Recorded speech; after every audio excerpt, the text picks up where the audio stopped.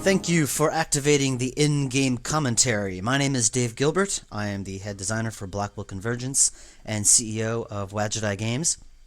You'll see me pop up at many intervals throughout this game. I'll talk about behind-the-scenes stuff, decisions that were made, things that were changed or cut or what have you, things that you might find interesting if you want to learn more about the game and the company and how we do things and stuff. Some logistical information if you want to skip me talking. Just hit any key on the keyboard and I'll dutifully shut up and you can get back to the game. I do recommend that you play through the game at least once before activating this commentary, as I'll be giving away some spoilers and stuff about the game. In any case, I will shut up now and I'll talk to you soon.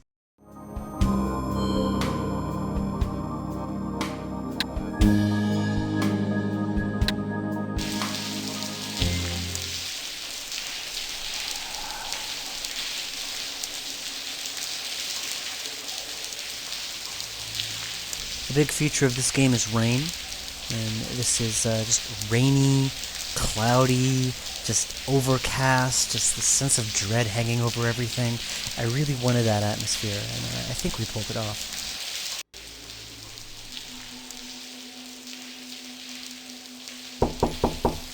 Hello?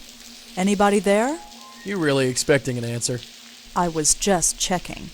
Well, you checked. Now open the door and let's see what's in there.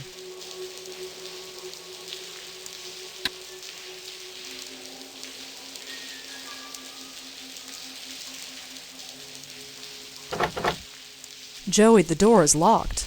Yeah, I can see that. Looks like it's up to me.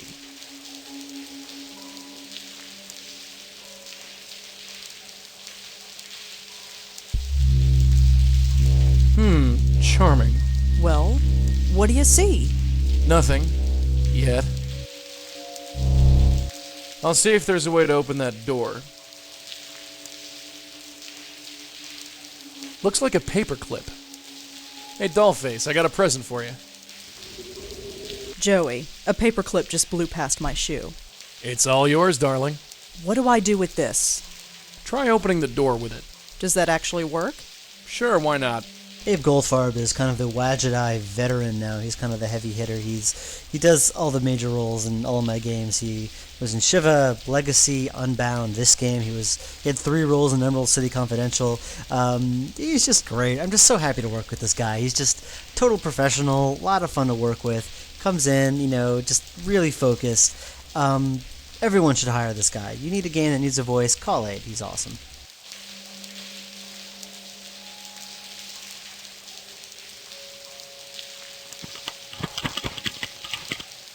I have no idea how to do this. Just keep trying, darling. It's an old door. It shouldn't be any trouble. It keeps slipping. This isn't going to work. O ye of little faith. No ghosts. Not yet. You think something's coming? Not sure. I feel something. Might as well take a look around first, just in case. Those of you who followed me since my freeware game days remember a game called Bestowers of Eternity, which starred a kind of distant alternate version of Rosa Blackwell here. And in that game, she was wearing a light blue shirt with an overshirt, pants. She had the red hair, no glasses at the time, but I knew I wanted Rosangela to have different clothes in this game, and I decided that she should wear her old outfit from Bestowers of Eternity. So just kind of as an homage to my bygone innocent freeware days, that's why she's wearing what she's wearing. Looks like the workers left this one behind. Either that or they put it up before leaving. Relatives of yours, Joey? Huh? You know, the spooky sheet. I don't get it. Never mind. I love the way Rosa tells jokes in this game. It's so awkward. And that's something I really wanted to do, is that every time she tells a joke, it totally backfires on her. She tells a joke to Joey, and he usually just, he doesn't appreciate it. He'd be like, what are you doing? Or he gets it, but he just doesn't respond, because the joke comes out being so awkward. And the same with any other character. She makes a joke to anybody else, and it totally goes over their heads. And that's something that I really wanted to do with this. Like, she's trying to lighten up, but isn't quite there yet. So this is the growth of a character, guys. This is character development right here. Let's talk, Joey. What could it possibly be? Why are we here again? You feeling okay? You read the article, same as me. Read it again if you can't remember. That's all for now. Sure.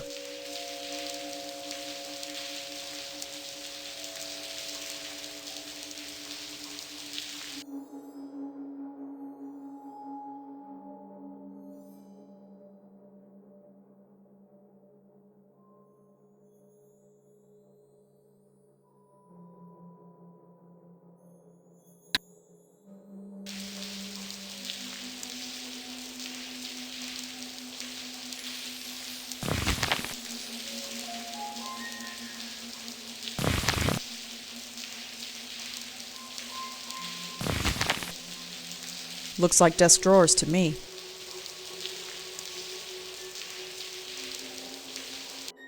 All I could find was a newspaper clipping. Looks like an obituary.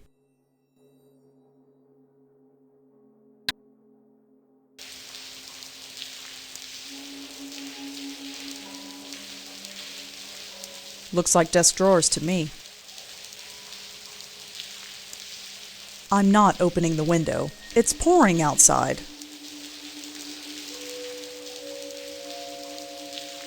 Oh, Joey, Yeah? I think I found it. Well, will you look at that? What's he doing out there? There's only one way to find out. I am not climbing out onto the window ledge. What, are you kidding? Leave the dangerous stuff to the dead guy.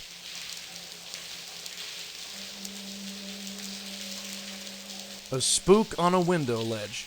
Now I've seen everything. A spook on a window ledge. Now I've seen everything.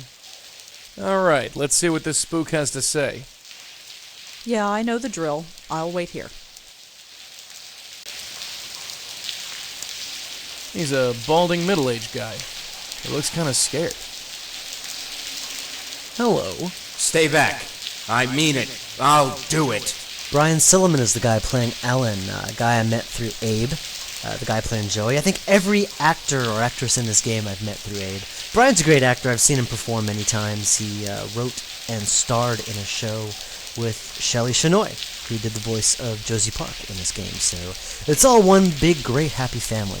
Brian actually is a big fan of the old school adventure games, so he thought it was really cool to be able to do this. Alright, pal, take a deep breath and relax. Relax? Relax? You think I can relax? If I could relax, you'd think I'd be out here? I don't know. Why don't you tell me about it? Don't come any closer. I swear I'll jump. Jump? You're here to kill yourself? Maybe. I don't know. I can't think of anything else to do.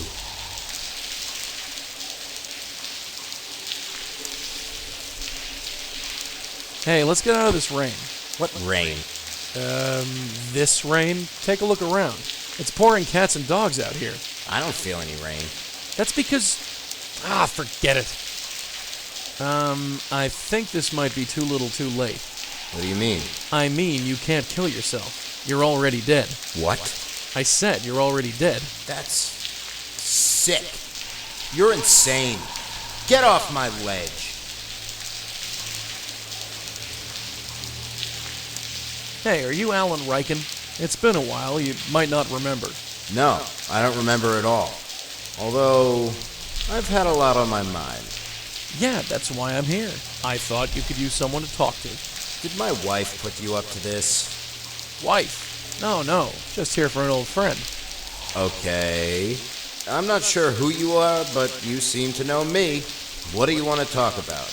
I've mentioned in previous commentaries that I like to name dead characters after people in the real world that I don't like. I used to have a boss whose last name was Riken, and that's all I'll say about that. Listen, Alan, concentrate and take a look around. Doesn't anything seem strange, out of place, or off-kilter? No. You don't remember falling? Falling? No, of course not. I came out here and stayed. I haven't jumped yet. Right. Never mind. Listen, Alan, concentrate and take a look around. Doesn't anything seem strange? Out of place or off kilter? No. You don't remember falling? Falling? No, of course not. I came out here and stayed. I haven't jumped yet. Right. Never mind. Nice view, huh? Is it? Yeah, I guess it is. Makes you feel like you're king of the world. I used to feel that way. Now, I'm not sure. Surely things can't be all that bad. Oh, surely they can. Do you know what it's like to lose everything?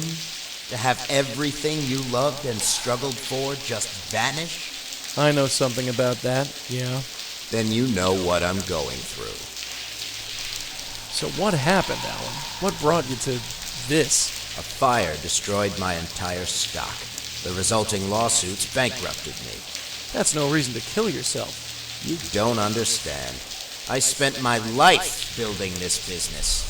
When it happened, I lost everything. Everyone deserted me. People I thought were friends. Even Sandra. Sandra? My wife. Where is your wife? She left. She won't even talk to me. I just get phone calls from her lawyer. I thought she'd stick by me. That's what you're supposed to do, right? Hey, your wife's inside. Really? Yeah, she wants to talk to you. I don't believe you. Come on, now's your chance to win her back. Well, all right. There she is. That's my wife? That's Sandra? Wife? Sure, don't you recognize her? It's hard to see clearly for some reason. Is that red hair? She dyed it. Go on, talk to her. Sandra? Is that really you? Sure. Sure, it's me. I'm Sandra. Why are you here, Sandra? Well,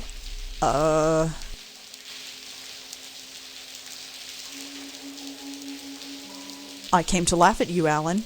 What? What? You're pathetic. Why do you think I left? I just wanted to look down on you one more time, just to confirm what a big loser you are. You're right. Hey, you gonna let her talk to you like that? Huh? Stand up for yourself, man.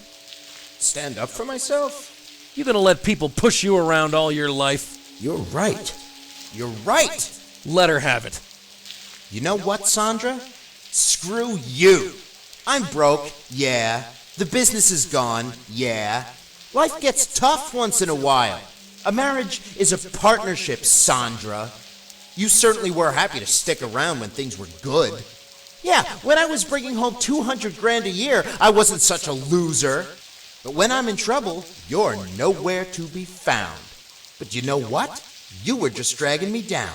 Without you around, I'm going to do even better.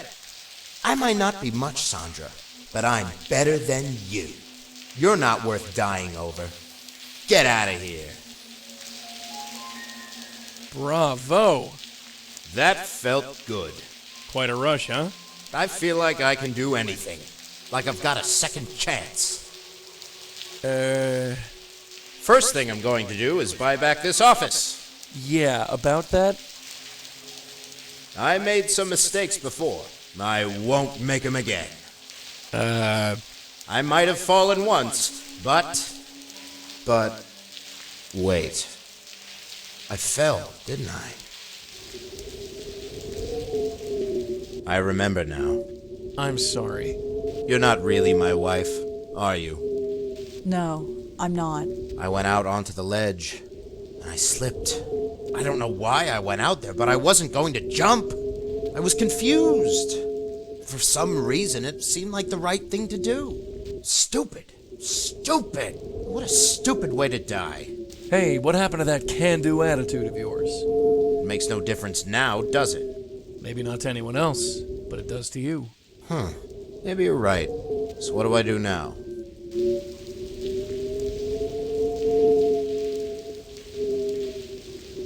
Just take a hold of this. Okay, do it.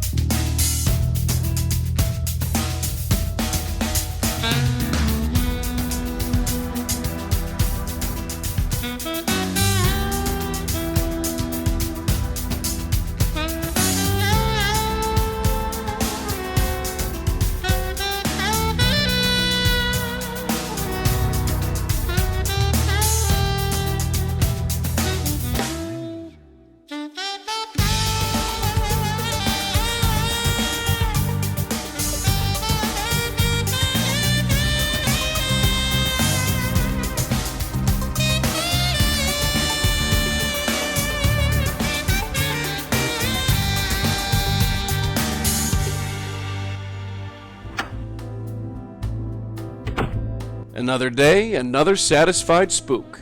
I'd call this day done, wouldn't you? Yeah, although, What? isn't there something we're supposed to do tonight? I don't think so.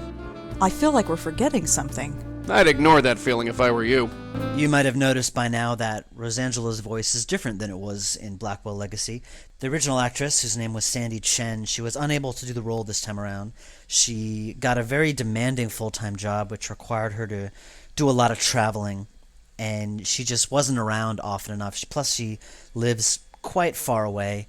When she did Legacy, she wasn't working and was in the city a lot, so it was easy for her to come and do the role, but when the time came to do the voice acting for this game, it just wasn't logical, feasible. Logistically, it just was not going to work. So we both agreed that it'd be better if I recast the role. So I gave it to Rebecca Whitaker instead. More about her later.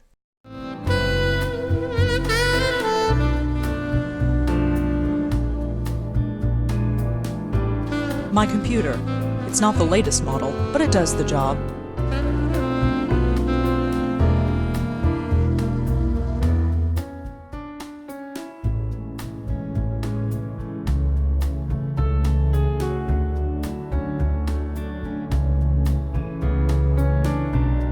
Don't know what else I expected to find.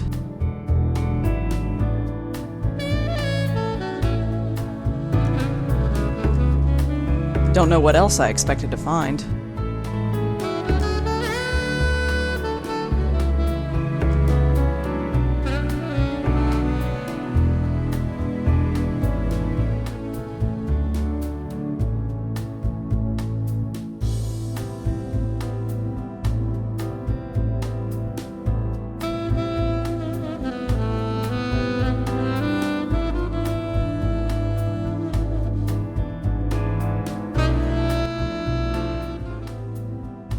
"7 p.m. The Park Gallery with Nishanti." Oh, crap. What time is it? 7:15, damn it! She's going to kill me! What's your problem? The gallery opening, don't you remember? She invited us to go. Us? All right, me. But you're still coming. You really want to go to some stupid gallery? We're going. I'm not flicking out on her again. It's not nice. Fine. Whatever. Do what you like. It's not like I have a choice.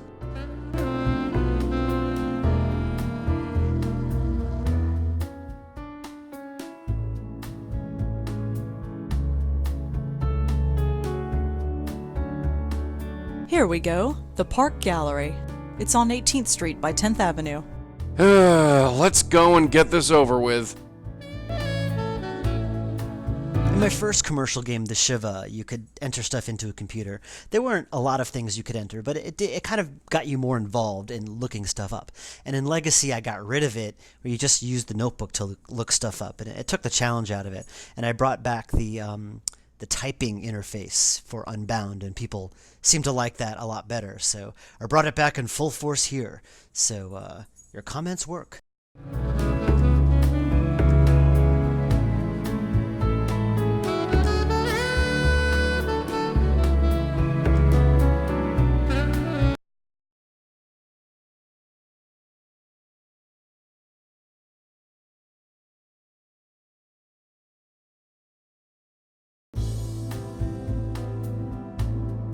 You ready to go? All right, I'm coming.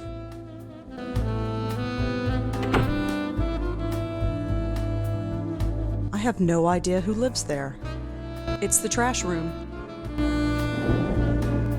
Thomas Reagan really outdid himself with this soundtrack. You'll hear themes from Unbound and Legacy kind of interwoven into Convergence, and there's some themes. There's like 2 or 3 themes just for Convergence that are interwoven throughout the entire thing.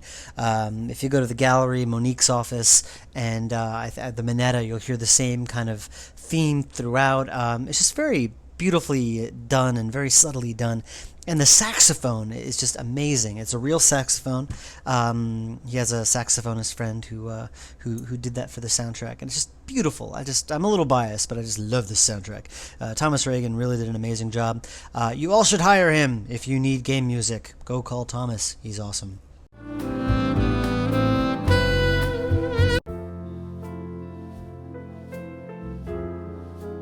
Wow, I feel cultured already. Shh.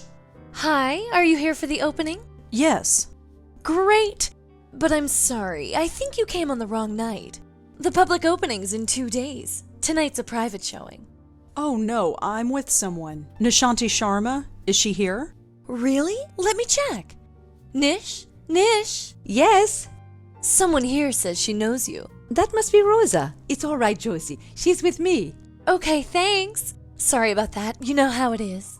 Sure. Anyway, I'm Josie Park, and this is the Park Gallery. Man, she's clever. I bet she came up with that all by herself.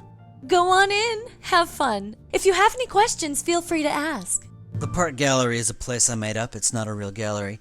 But the address is a location where there are tons of galleries. And not only tons of galleries, there are tons of fly-by-night galleries. Lots of galleries that open and close. Tons of openings and things like that. So these types of events happen quite often in that area. That's Josie Park, the gallery's curator. She seems nice enough. He must be an artist. Hi there, Josie Park, was it? Yep, that's me. And you are? Rosangela Blackwell. Rosangela. What a neat name. Anyway, nice to meet you. So, are you Josie Park, as in the Park Gallery? Yep, this place is mine. We just opened. Well, technically we open in 2 days, but it's my gallery. If I say we're open, then poof, we're open. Ooh, watch out. She's so sharp she might cut herself. You have some interesting pieces here. Yeah, interesting's the word. You like them? Sure. Did you hear that, Claude? Yeah. He's convinced that nobody will understand his work. She said she liked them, not that she understood them. Oh, you. Pay no attention. So, you're a friend of Nishanti's? Oh, Nish? Isn't she marvelous? She comes to all the art events. That's how I know her. So, you're the artist? Yeah. This is Claude Erden, my discovery. Some discovery. I've been painting on your street corner for 8 years. Yes, and I've seen you improve. When I got the funding to open this gallery, I knew Claude would be my breakout artist. We're having the public opening in 2 days. You should come. Don't count on it, lady. Well, I'm going to look around some more. Sure, have fun. Hi again. Hi, Rosangela. Well, I'm going to look around some more. Sure, have fun. That's Nishanti Sharma, my next door neighbor. She's in deep conversation with Nishanti. Hi, sorry I'm late. Don't worry about it. How'd you find the place? The internet. Oh, of course. I should really try using it one of these days. I know I've been kind of flaky lately. Oh, don't worry about that. No need to stress on my account. Besides, you look exhausted. Are you all right? I'm fine. All right, if you say so. So, who's your friend? I'm sorry, that was rude of me. This is Monique Stallman. Monique, this is my neighbor Rosa, the one I was telling you about. You were talking about me? She was just telling me that she had a famous writer for a neighbor. Famous? I'm hardly famous. I haven't had anything published yet. She writes ghost stories, Monique. Nish, please. Go on, tell her. It's hardly the time or place. What's wrong? Oh, Monique here has a fascinating ghost story to tell. I wouldn't call it fascinating, per se. Please, it sends shivers down my spine. Wait until you hear it. It's about Frank Lyons. Frank Lyons, the actor? Nish, please. Sorry, Monique, just getting carried away. I would like to hear the story, actually. See? I told you. Well, all right, but let's not talk about it here. Here's my card. If you want to talk, drop by my office tomorrow. We can discuss it in private. Thanks. I'll drop by. Thanks for inviting me. I'm glad you could make it. For a while, I was worried that I'd be here all by myself. But Monique was interesting company. So, how are you doing? Oh, you know, same old thing. Practicing my flute, walking the dog, trying to get out more. Although this weather isn't making it easy. I think I'll browse around. Sure, Rosa. Enjoy yourself. Hi, Nishanti. Hello, Rosa. I think I'll browse around. Sure, Rosa. Enjoy yourself. This painting is called The Dark Lady. I don't think Josie would like that. Really bold lines. This would look great in my bedroom. From a certain angle, it looks like a street corner. These paintings look like part of a set. It looks pretty abstract.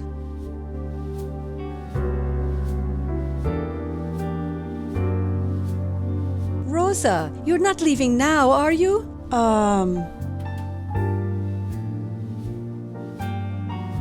We were just about to get started on the wine. Why don't you join us?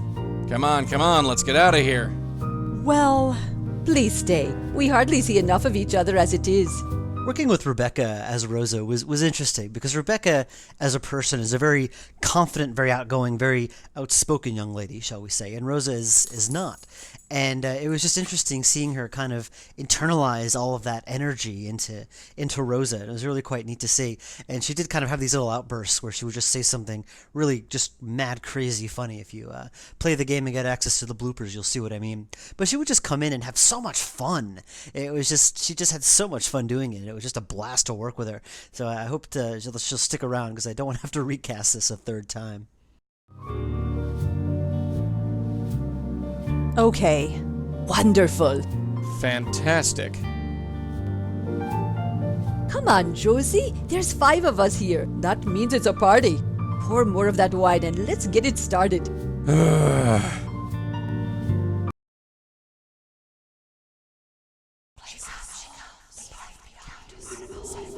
Oh, my head. What happened? How did I get here?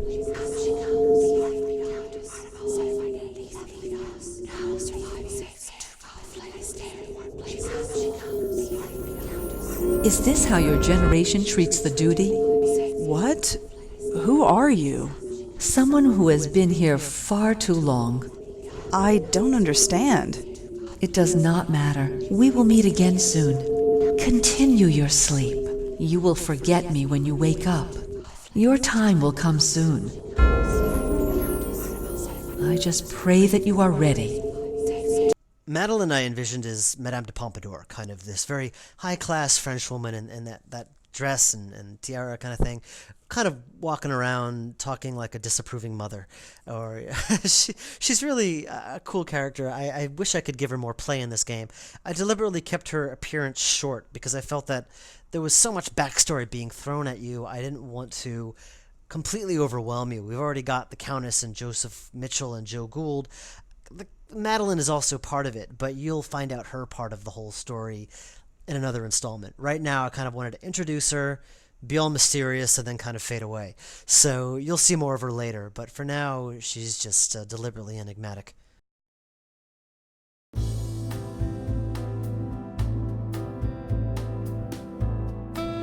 Well, look who's up. Ugh. Enjoyed the free booze a little too much, huh? Blech. Clear the cobwebs, kid. We've got work to do. Yeah, I know. The advantage of doing sequels is that you can have character development, and I think Rosa has developed as a character between her two games. The first game, she was so socially awkward, and there were a lot of criticisms of this. She was so socially awkward that I think it made her a little hard to relate to. And I totally get that criticism, and for this game, I still wanted to keep her socially awkward because that's a very core part of who she is, but I wanted to make her a little bit more mature about her situation, and she's got this very intellectual curiosity. She's very analytical. She's a writer. That's what she does. She was a reporter in a way, and I wanted to kind of bring those qualities forward more than the social awkwardness. As you can see, there's a lot of social awkwardness in the game, in Rosa, which provides some of the more funny moments, but I kind of wanted that to take a back seat to her other qualities, which I hope shine.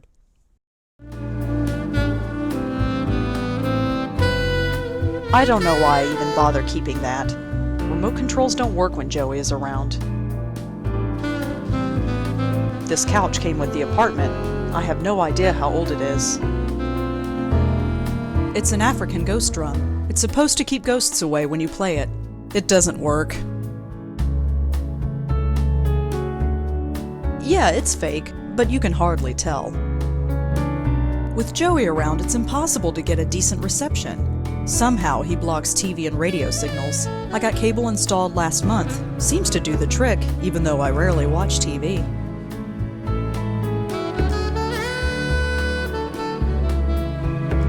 We almost look like a real family with Joey standing there. The most dysfunctional family in the country, but still.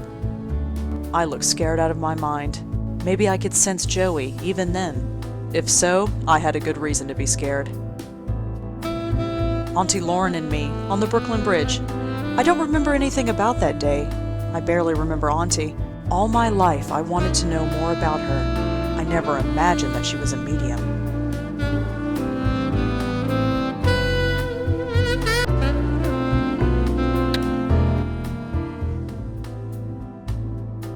With Joey around, it's impossible to get a decent reception.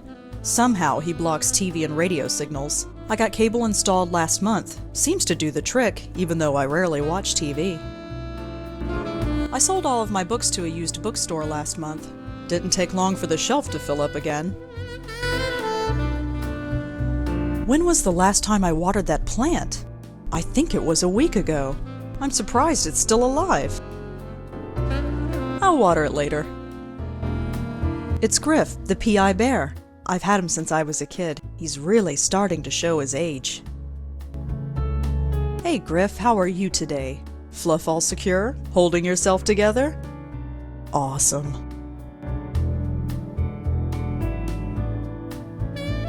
It's full of rejection letters from publishers. Best place for them.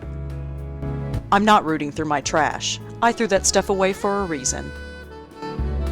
Just a bunch of old articles I wrote for the Village Eye newspaper. I don't know why I kept them. I hated working there. Those are fine where they are. I picked up that clock at a tag sale. It's fine where it is. There's nothing else on the calendar. 12 Steps to Getting Your First Novel Published, Parts 1 and 2. I never could get past step number 4. I've read them all. This was the last article I wrote for the Village Eye. It was also my very first case as a medium. Joanne and her friends were the victims of a spirit called the Deacon. I never met her, living or dead, but her death enabled me to save her 2 friends, which is something, I guess. We found Allie's ghost haunting the Washington Square dog park, another victim of the Deacon's madness. She's all right now, wherever she is. Susan was the only one of the 3 girls to survive. I looked her up once after it was all over. She left New York and went back home to the Midwest. I assume she's all right. I was never cut out for journalism.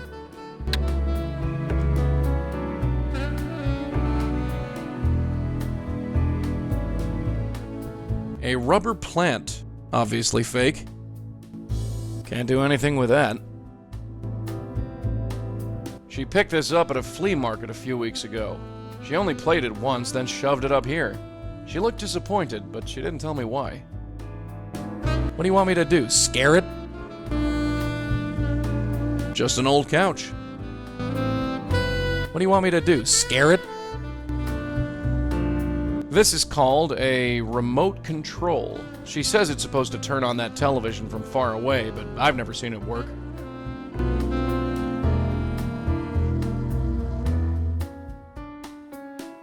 I don't know what possessed that woman to play tourist. Going all over the city, trying to get that sullen kid to open up. I told her it was a bad idea, but she was stubborn, for all the good it did her. Look at that little rugrat. If she knew the trouble she was causing, she didn't show it. There I am, sitting on the sidelines.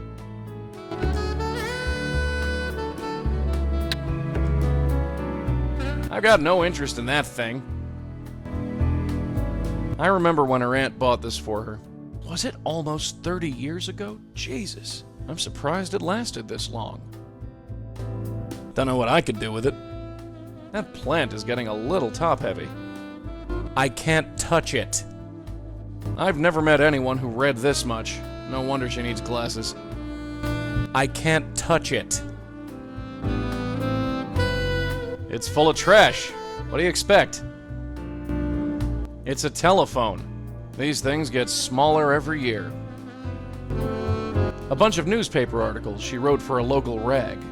Her boss was a real piece of work. I'm glad she quit that gig.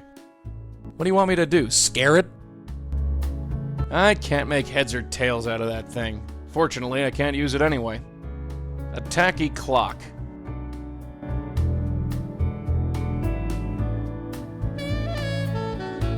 Never met the girl. As spooks go, she was one of the easy ones. Well, easy on the eyes, at any rate. Quiet kid. She was shivering like a gerbil when we met her. She survived, though, which is more than you could say for her 2 girlfriends. Death isn't very choosy about who it takes. If this is the best the kid can do, she's lucky I turned up. She actually signed her name to this?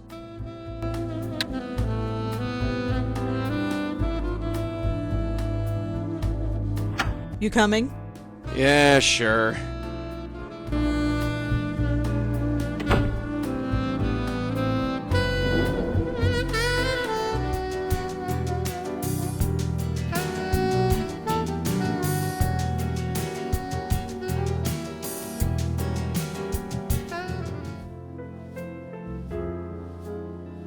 Oh, hi again. Hi. You got home okay? I think Nish had to half carry you out of here. Was I that bad? Well, originally I thought I had bought too much wine. It turns out I didn't have to worry, so thanks. Sure. No problem. If you played Blackwell Unbound or Emerald City Confidential, you might recognize the voice actress. Her name is Shelley Smith-Shinoy. In Blackwell Unbound, she was just known as Shelley Smith. It's before she got married. She played Mavis in Blackwell Unbound, and she played Trot and Glinda in Emerald City Confidential. So she's become one of my regulars, along with Daryl and some other people. So you'll be hearing her again. Anyway, I have to go over some stuff. Feel free to look around.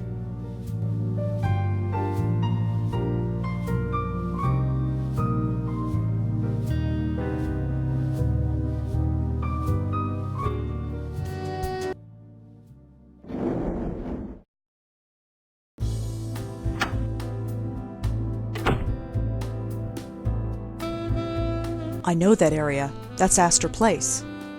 By an astounding coincidence, Astor Place is 1 block away from where I live, and in the middle of Astor Place there is a giant sculpture of a cube.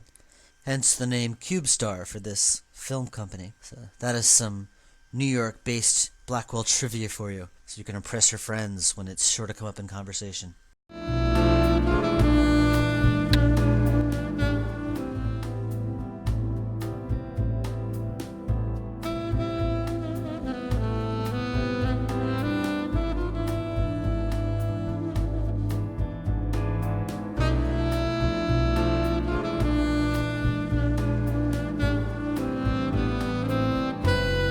Let's go. Yeah, sure.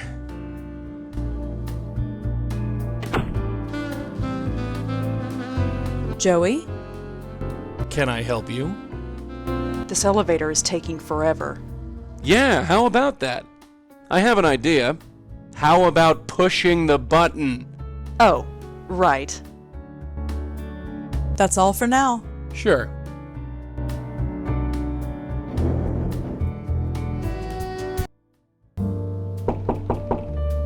Come in. Hi, Monique?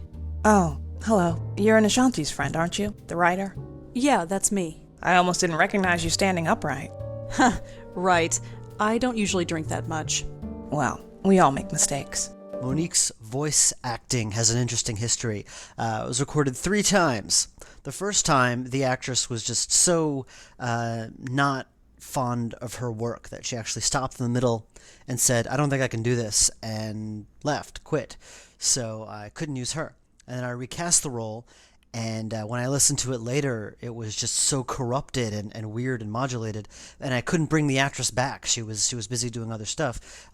So I had to recast it a 3rd time and re-record. And this is Ronika Reddick, who is doing Monique now. So by the time it was done, I was very familiar with Monique's dialogue.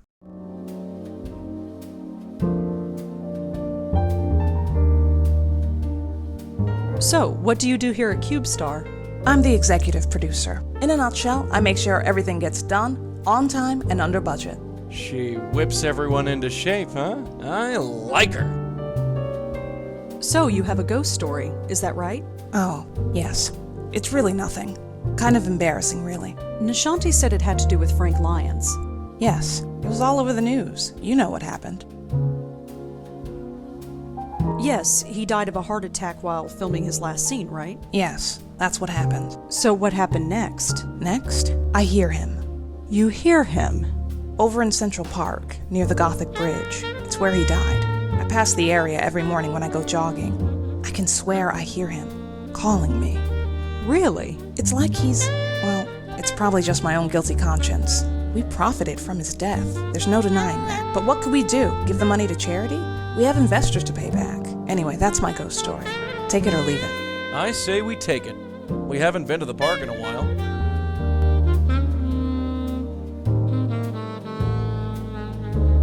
I saw a cat on the window ledge outside. Oh, her? The company adopted her. She belonged to Frank. Thanks for the chat, Monique. Sure.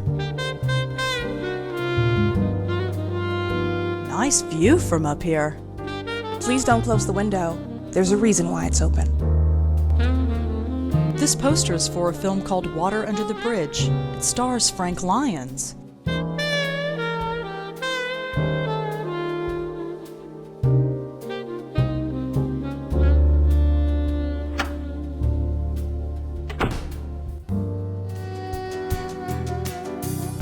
Originally, I wanted this location to be by the water. I thought Chelsea Piers would be a good place for this scene. But when I went to Chelsea Piers to take some reference photos, it just wasn't as interesting and dynamic and cool as I thought it would be. It was actually kind of drab. And we already did the water, Ghost by the Water thing in Blackwell Unbound, so I decided to change it to Central Park instead.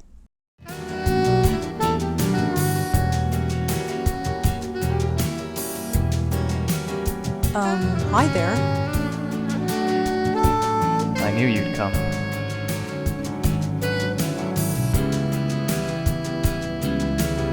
Are you Frank Lyons? Oh, haha, very funny. Let's get back on track, huh? I knew you'd come. You did? Yes, I did. Wait, no, that's not right. Oh, what's not right? Never mind, we can do it again.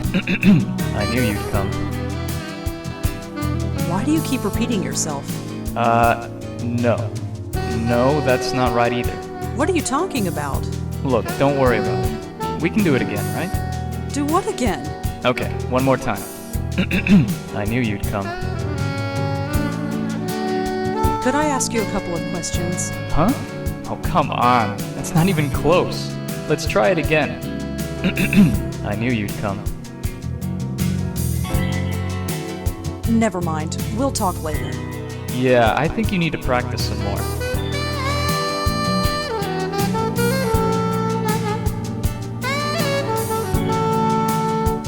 Hello?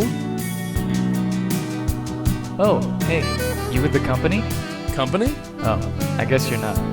They told me to meet him out here. I guess they're late. Playing Frank Lyons here is Francisco Gonzalez, and a few years ago, after we finished Unbound, he emailed me and said that for my next game he wanted to play a ghost.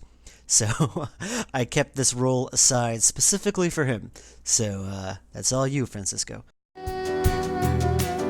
Are you Frank Lyons? You recognize me? Sure. Thank you. That means a lot. Hey, I live to please. Sort of.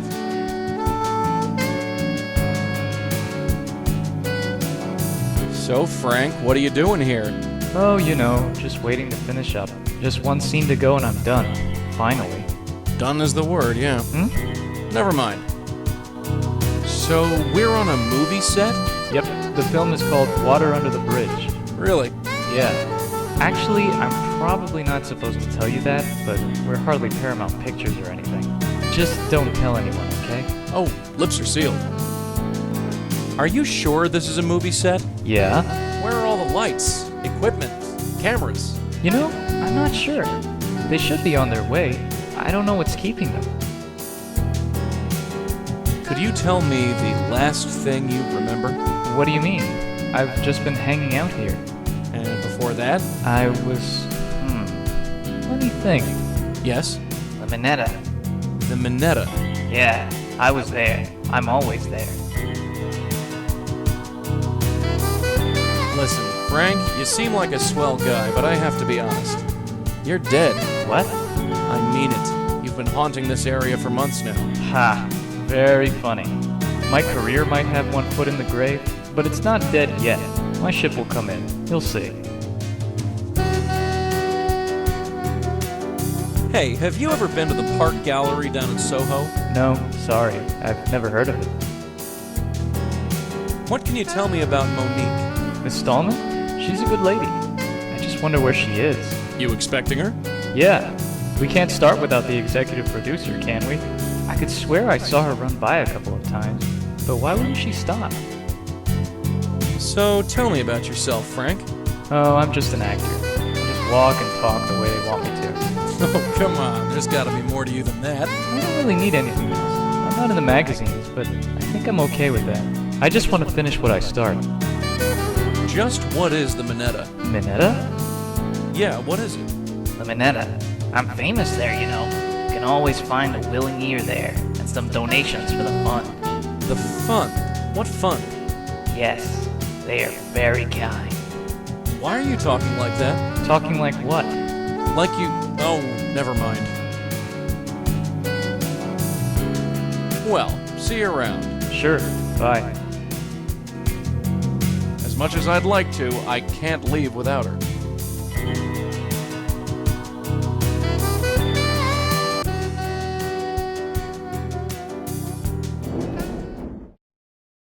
Joey, I'd like to talk to you. What is it? Well, let's get going. After you, babe. That's all for now. Sure.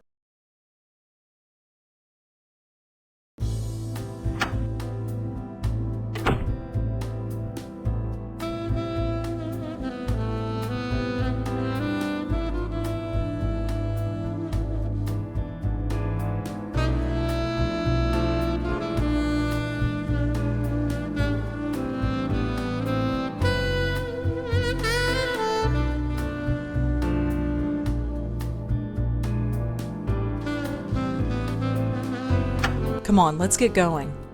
It's about time. Let's scram.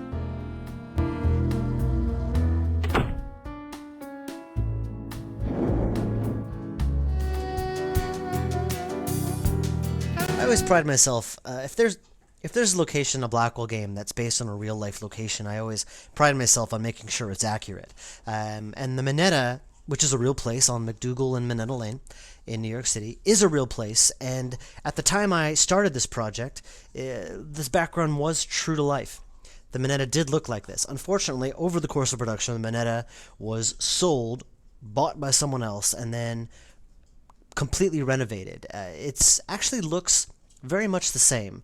It's a lot cleaner. There's a lot more tables in the front here for people to sit down and eat. Usually the front was just a bar. And I used to love going there because it was so quiet and empty, which is probably why it had to be sold in the first place. But it was just great because it was like Frat Boy Row, that area, McDougal Street.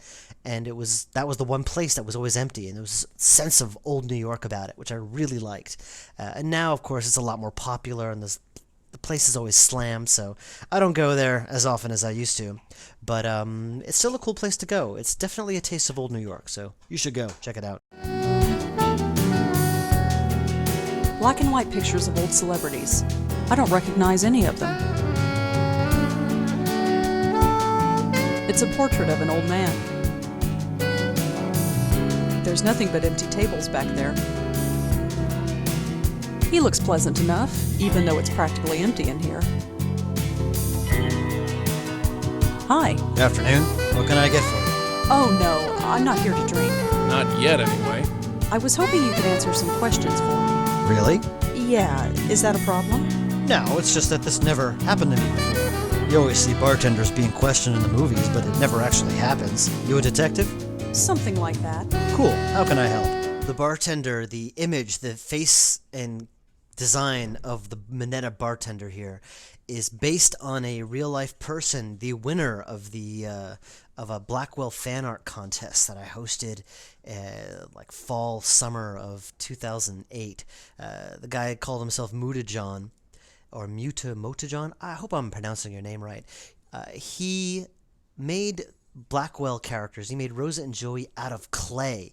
It was the coolest thing I ever saw, and he won the fan art contest easily. And the grand prize was that you will be made into a Blackwell character. And he was made into the Minetta bartender, so this one's for you. Have you ever been to the Park Gallery? No, sorry. Does a Monique Stallman ever come in here? Never heard of her, sorry. I was wondering if you've seen Frank Lyons. Frank Lyons, the actor? Didn't he die a few months ago? Yeah, he did. I think he might have come here before he died.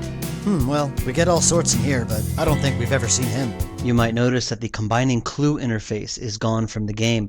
It was a feature in Blackwell Legacy and Blackwell Unbound where you can combine clues to get more clues and use those to proceed through the investigation. I got rid of it, and it was a tough decision to make, but in the end I felt it was best. A lot of people complained about it. They were really annoyed because they would make a connection in their head, but the character wouldn't make that connection until they performed the manual task of combining these clues. And most of the time, people forgot this clue interface was there. And I have to admit, it wasn't a very intuitive thing to think of when you're playing through a game. So in the end, I just got rid of it. It made everything a lot more streamlined. Maybe I will bring it back. Actually, I probably will bring it back if I could figure out a better way of making it work. But I still can't figure out a way to make it work. If anyone has any suggestions, send them my way. I do miss the notebook interface, and I do want to bring it back. But for this game, it had to go.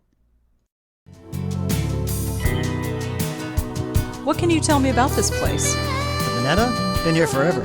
60 or 70 years at least. I've only been here a few weeks myself, so I don't know much of the history.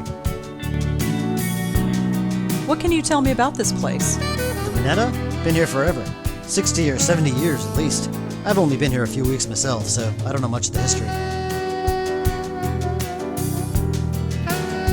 It's a portrait of an old man.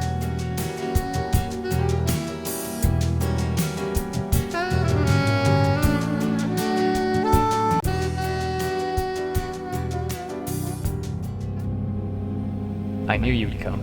No, I knew you'd come. Hello, Frank. Oh, hey. Funny thing, I went to the Minetta. They never heard of you. Why would they? You said you went there all the time. I've never heard of the place. You told me you were famous there. Famous? Yeah, famous at the Minetta. The Minetta? I go there all the time. It's like my second home. But you just said... Say, could you spare some money for the Joe Gould Fund? Joe Gould is such an old-style New York character. You just don't get folks like that in New York anymore. The wandering bohemian going from alehouse to alehouse, just telling wild stories for the price of a drink and stuff. So Joe Gould is an interesting character, especially if you have read Joe Gould's Secret by Joseph Mitchell. If you haven't, go read it. It's still in print. It's an amazing book. It's a great character study of this crazy guy, Joe Gould. It was very inspiring to me when I read it. As you can tell, I've sort of developed it into a huge chunk of the backstory for Blackwell, so you can see how inspiring it was for me. So go check it out. It's a really interesting book. Joe Gould Fund? What's that? What's what? The Joe Gould Fund. I have no idea. But you just... Oh, never mind. Could you tell me what the Joe Gould Fund is? Why, you want to donate a couple of dollars? I would, if you could tell me what it was for. For the upkeep and maintenance of Joe Goulds everywhere, of course. Any Joe Gould in particular? Who's Joe Gould? You know what? Never mind. I'm getting a headache talking to you. Well, see you around. Sure, bye.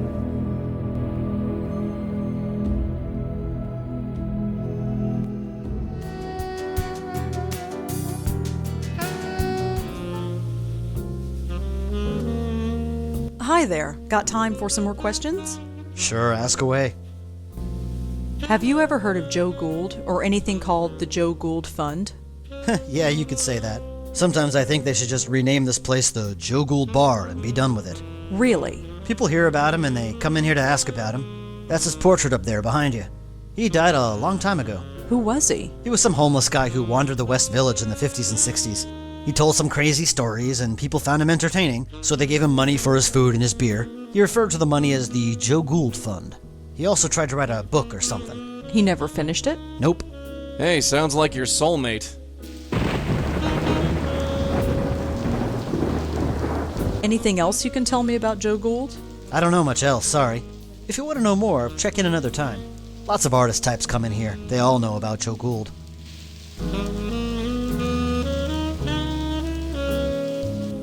I mentioned earlier that the Minetta had been renovated by a new owner, and the one casualty of that renovation was the Joe Gould portrait. It's no longer there. It's off the wall. It's gone. And this absolutely just destroyed me because back in the day, 5 years ago, I was really inspired by this portrait. I would often go into the Minetta, sit at a table underneath this portrait, and I would write. I designed most of the Blackwell games sitting under there. I designed all of Shiva under there. Even a chunk of my old freeware games I designed while sitting under that Joe Gould portrait. I can't quite explain why it was so inspiring, but it was. And it really kind of destroys me that no one else can be inspired by it like I was. It's such an arbitrary decision. Hopefully one day they'll come to their senses and put the portrait back up. But, in the meantime, at least you can play Blackwell, virtually go into the Minetta and look up the Joe Gould portrait, even if you can't do it in real life. It's a portrait of Joe Gould. It's a portrait of Joe Gould.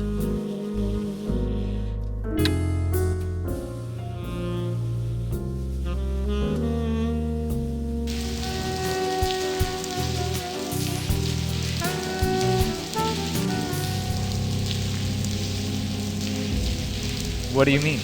No. What do you mean? Hello, Frank. Oh, hey. Say, is your name Joe Gould? No. You forgot my name already, huh? Oh, no, I was just checking something. The name Joe Gould doesn't mean anything to you, does it? Joe Gould. Huh. You know, it does, but I can't say why. Well, see you around. Sure. Bye.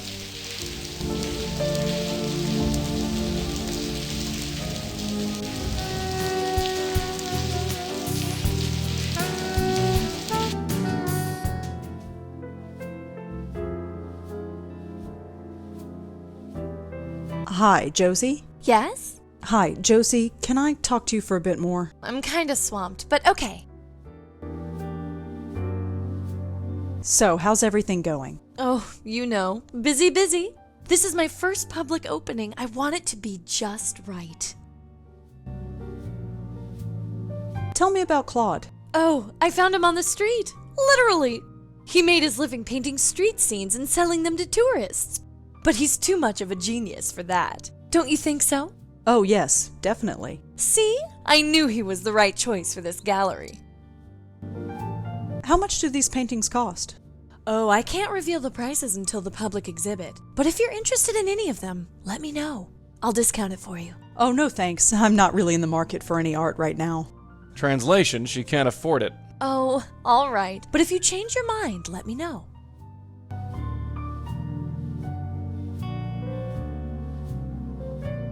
How well do you know Monique Stallman? She's a nice lady, although I don't think she'll be back. She didn't seem to really appreciate Claude's work. I'm sorry. No worries. It's not everybody's cup of tea. Do you know anything about Frank Lyon's death? Spooky, isn't it? Imagine someone just dying of a heart attack right in front of you. Poor Monique must have been traumatized. Yeah, traumatized all the way to the bank. Have you ever heard of a place called the Minetta? No, sorry. Have you ever heard of Joe Gould or the Joe Gould Fund? No, sorry. Thanks, Josie. I'd better get going. Sure, Rosangela. I'll see you at the opening tomorrow.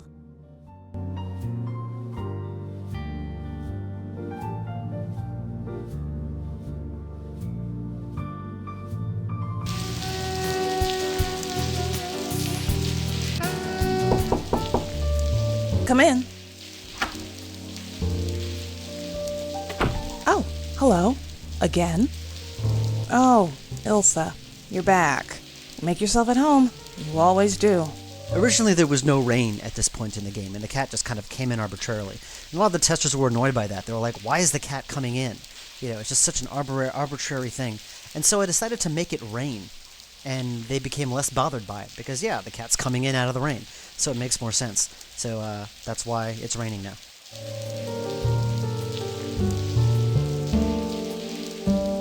Cute cat. Thanks, but she's not mine. She was Frank's. Just between you and me, she's not very friendly.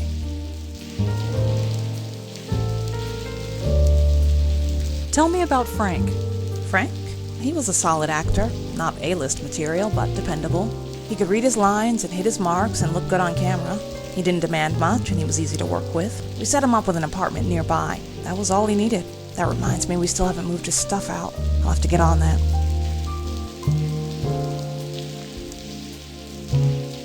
Have you ever heard of a place called the Minetta? Sorry, no. Have you ever heard of Joe Gould or the Joe Gould Fund? Sorry, no. You really rented him an apartment. That's very generous. Not really.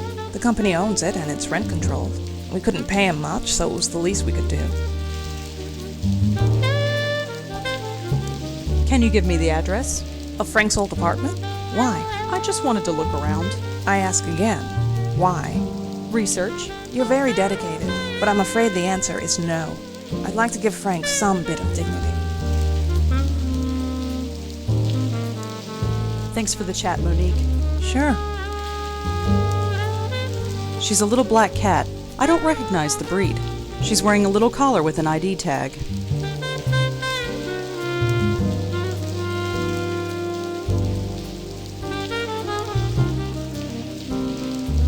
Look at the way she's staring. It's sometimes easy to forget that animals can see me. Hey, little fella.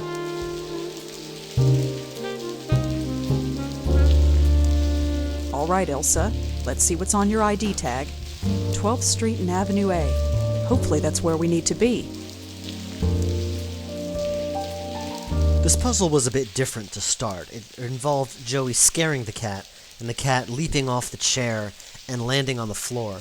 And if you had Rosa in the spot where the cat landed, she would catch the cat and would be able to look at the ID tag that way. And this didn't work because, number one, you had to have the out-of-the-box thought of putting Rosa in that certain spot. And also what would end up happening is that there were so many spots where Rosa could still catch the cat if she was standing there. And it just got really, really complicated, and so I just changed it to this, which is a lot simpler and a lot more fun, I think. I just love that animation of Joey waving his tie around. It's pretty cool.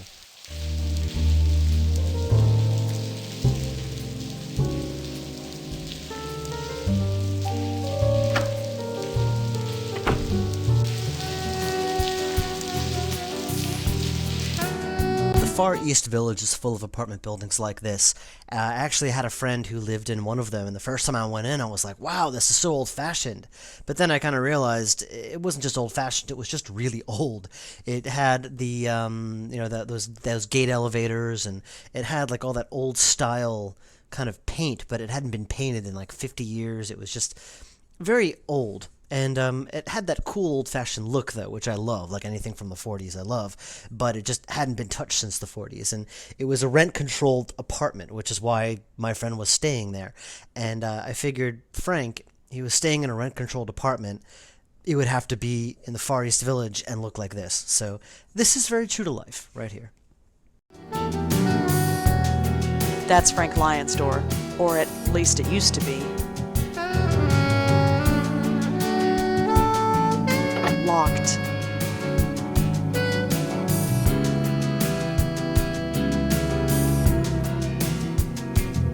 Once again, it's up to the dead guy to sort things out. Be my guest. One thing I realized when I was like halfway through testing is that why on earth are the lights still on? That's one thing I realized later on, but none of the testers seem to have picked up on it. But I did. It bothers me, but it's too late to change it now.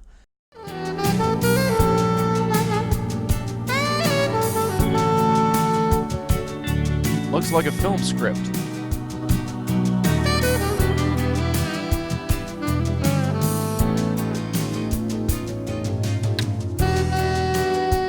I can't do anything with these except look at them.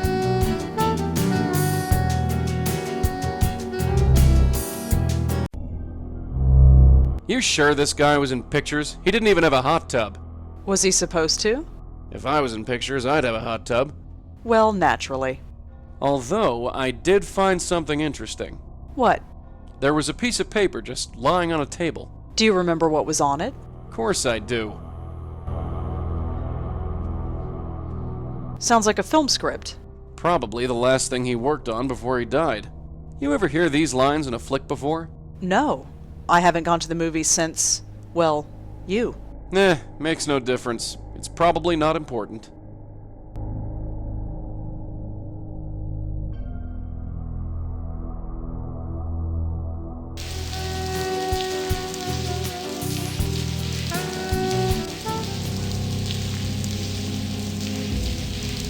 Is that right? No, wait, I know this. Joey, come here. This had better be important, sweetheart. Talking to Lyons was different than I expected. He's a dead guy. What did you expect? Scintillating conversation? I just wondered, well, never mind. A spook's a spook. They don't think like living people do. They're strange. Does that include you? Sweetheart, they don't come any stranger than me. Thank heaven for that. That's all for now. Sure. What about me? What about me? Hey Joey, do you remember what was written on that piece of paper? Of course I do.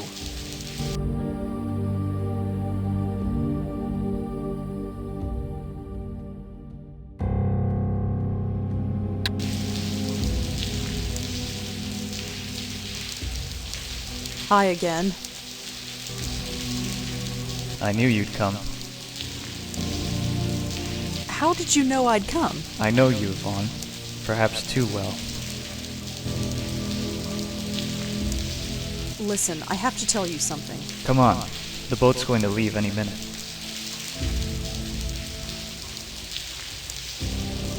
I'm not going. Not going? What do you mean you're not going? I said I'm not going. You're staying? Yes, I'm staying here with, Tom. Tom? Tom? What's that idiot have that I don't? He's a good man, Zach, and he needs me. And what about me? You don't need me, Zach. You never did. Huh? That's not in the script. Wait, let's talk about this. Just forget me. Be free. Yvonne! Wait! Yvonne! Yvonne! Yvonne? Alright! Finished. Finally. Hey Monique, when's the rap party again? Monique? Where is she? Where is everybody? Hey, come on, guys. This is weird. Where did everybody go? This isn't funny. Frank? Oh, Rebecca, thank God. We just finished the scene, right? So where did everybody go? I'm not Rebecca, Frank. What? Of course you are. Only Rebecca could have finished the scene. Something's not right. Something is not right. I was here, filming the scene. Something happened. Here it comes. Oh, I'm dead, aren't I? Yeah. I'm a ghost and I'm haunting my last film shoot. That's so cliché. I'm sorry, Frank. I really am. So what now? Just relax and take a hold of this. Okay, do it.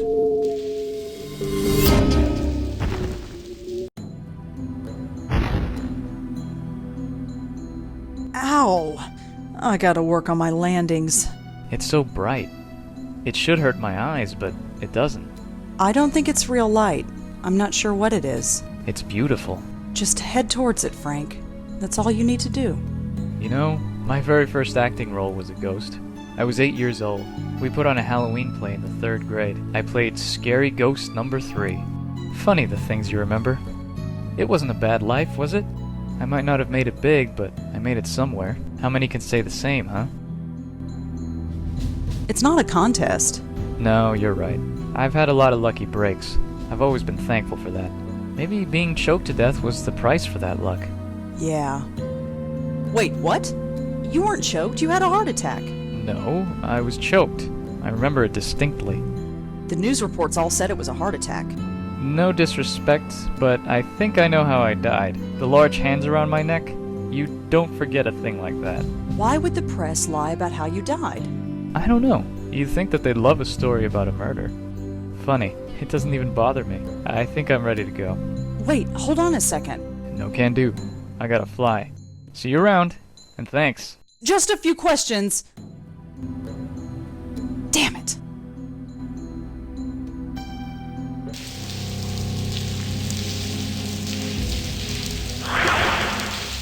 Huh?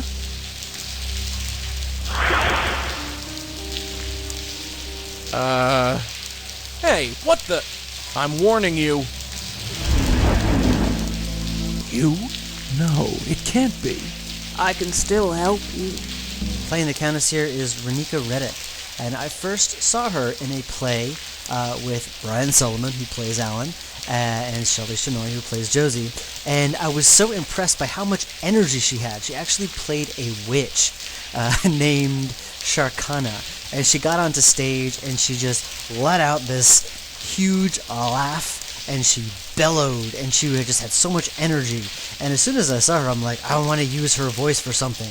And but every time I could have used her, she was always away, or she had another role, couldn't commit to it, and the timing, the stars aligned, and I was able to nab her for this, and I was just really happy to use her. No, you're dead, aren't you? So many dead, so many blight upon the earth. Tell me something I don't know. Did you kill Frank? I helped him. I get no thanks. You want me to thank you? How about you buzz off? I can help you. You are still in pain, so much pain. No way, not again. This ends now. Why do you resist? Resist? I'll show you resist. I see you. I know you. You don't know jack, lady. Get off me. Joey? Clear off, kid. Get back. It's her. After all this time. Hey, you stay away from her, you hear me? I'm sorry. Joey, who was that? Trouble.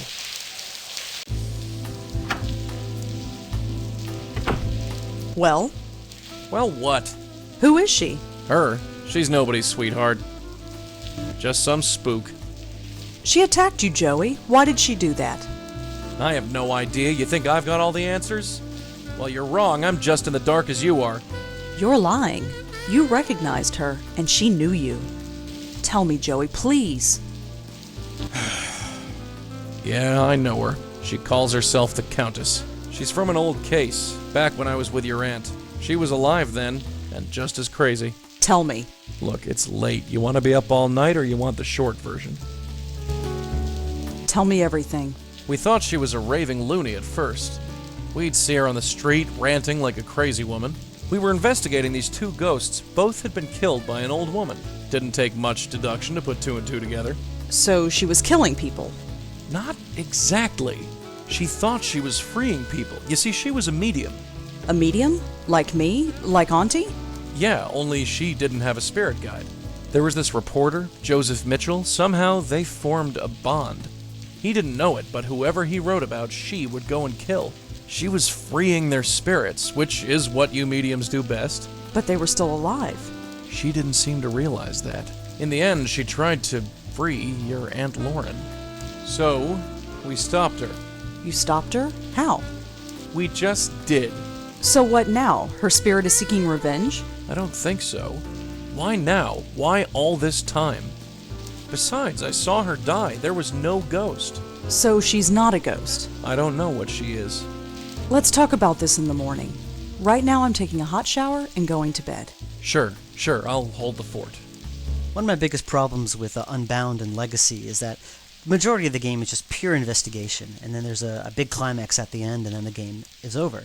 In this game, what I really wanted to do is what I wanted to kind of have a number of smaller climaxes leading up to the big climax at the end.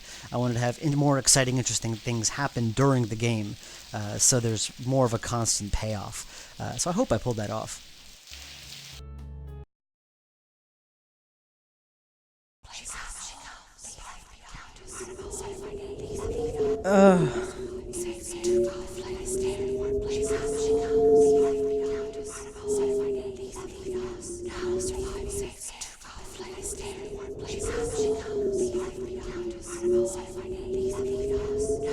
Poor deluded man, enthralled to a madness that even he could not explain. A madness called the Countess. I know you. We have spoken before, but it is not important. But hush, aren't you tired? You need to rest. Tired? Shh, just sleep. That's it. Sleep. Tomorrow you will wake up energized and refreshed. You will not remember me, but don't worry. We will meet very shortly. Noni, believe it or not, is a relative. Yes, I'm actually hiring relatives now. Noni is my dad's cousin. I'm not sure what that makes her, like my second cousin, once removed, I don't know. But she's my dad's cousin, and I knew her ever since I was young. She was always very vibrant and very energetic, and then several years ago she started getting into voice acting, and then I didn't even know. And then she came on board for Emerald City Confidential just to try, and she was just so awesome that I knew I wanted to use her for this, and I was so glad to work with her. She's just so much fun, and she's family, so that's nice too.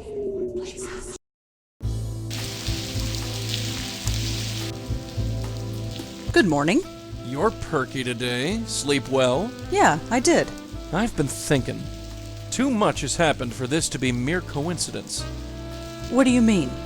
In the gallery, there was a painting. A painting of her. Really?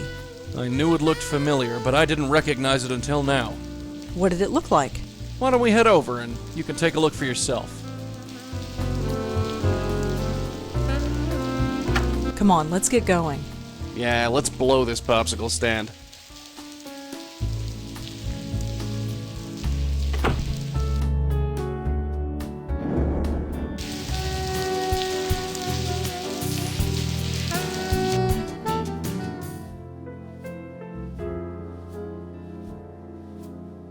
There, it's her. I knew it.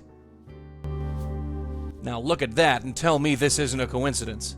Stupid old hag. We'll find you. Just see if we don't. Definitely looks like the woman from the other night, but she looks sad. It's just a lighthouse. I wonder which one.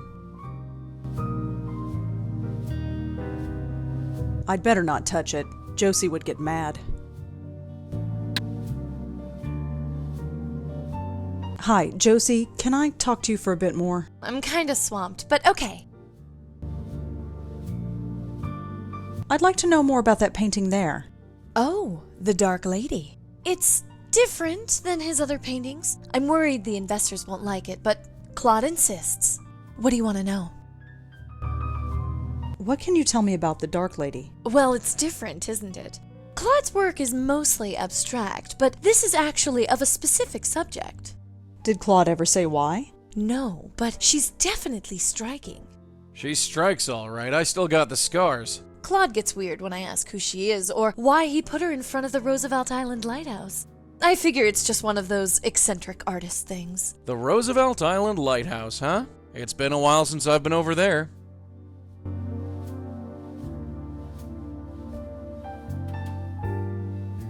Where can I find Claude? Knowing him, he's probably preparing for tonight. Preparing? You know, glug glug. He's hitting the sauce. Ah. You mentioned something about investors. Oh yes, the Meltzer Foundation. They paid for everything, the renovation, the lights, everything. I've got to pay them back eventually, of course, but still.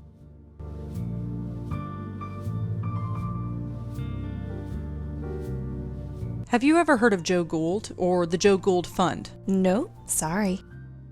Can you tell me anything about the Meltzer Foundation? Oh, those guys are a godsend. Without them, I never would have been able to open this place. I presented them with my plan for the gallery, and poof, they wrote me a check. That's pretty generous. I never thought I was venture capital material, but go figure. I'll have to pay them back, of course, and give them a percentage of our income, but look around. It's my life's dream realized. Thanks, Josie. I'd better get going. Sure, Rosangela. I'll see you at the opening tonight.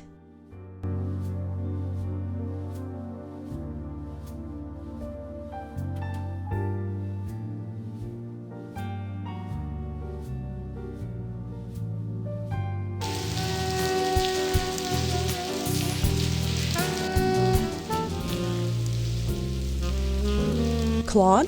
Rosangela Blackwell, the writer. Come on over. Have a drink. You remember me? Who could forget someone who could down 3 glasses of claret in half an hour?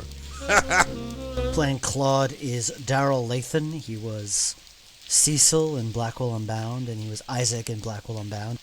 Doing Claude was a lot of fun. Daryl has this funny way of working where he just kind of starts babbling nonsense as a way to just get his mouth working, and it just always cracks me up to listen to him work. So, Daryl's awesome.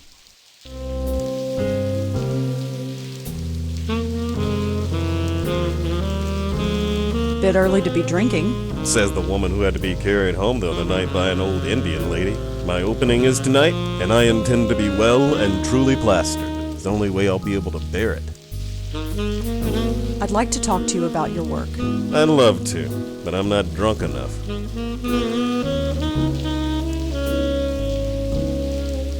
I really like that painting of yours, The Dark Lady. My paintings aren't meant to be liked. They are meant to be understood. But nobody does. I feel like Joe Gould sometimes.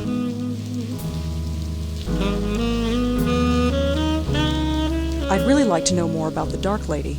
I have a rule. I don't talk about my work unless I'm drunk enough. How drunk is that? I'm not sure, but I'm working on it.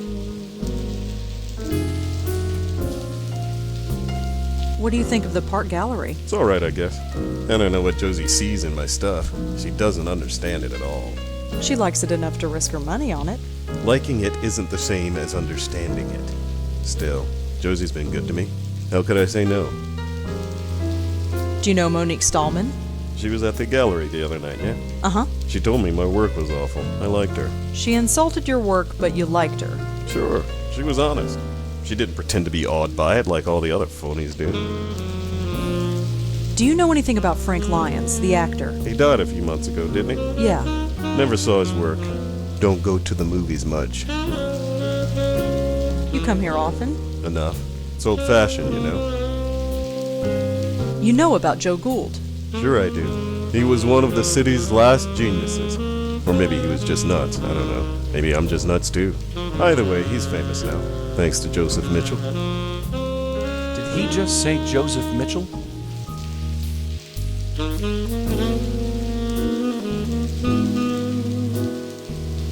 Can you tell me anything about the Meltzer Foundation? Those are the guys who are funding Josie's gallery? Yeah. You'd have to talk to Josie about them. I just throw colors at a canvas. Could you tell me more about Joseph Mitchell? Another of the city's great geniuses. Gone. He could talk to you for 5 minutes and then write a biography that made you seem like the most fascinating person alive. They wouldn't be alive for long. But then he stopped writing. Nobody knows why, at least not for sure. He published a book about Joe Gould, and then poof, no more writing. He went to his office at the New Yorker every day for 30 years, but never wrote a single word. Bye, Claude. Yeah.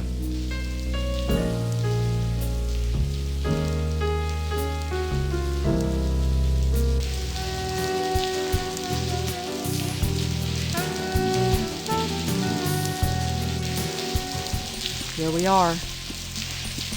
I don't see any ghosts. You sense anything? Nope, seems clean to me. Really? You sure? I said there's nothing here.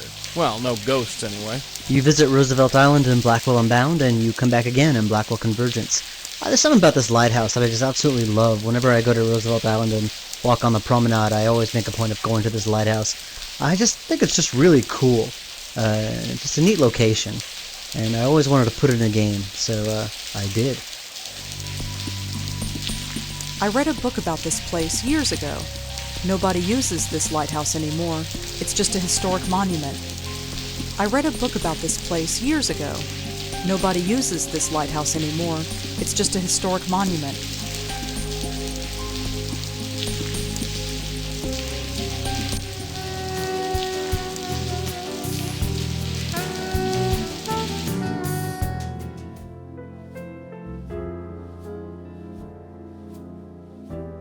Hi, Josie, can I talk to you for a bit more? I'm kinda swamped, but okay.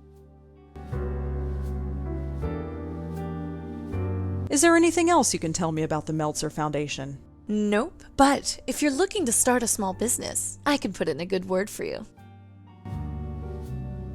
Have you ever heard of a reporter named Joseph Mitchell? Nope, sorry. Thanks, Josie. I'd better get going. Sure, Angela. I'll see you at the opening tonight.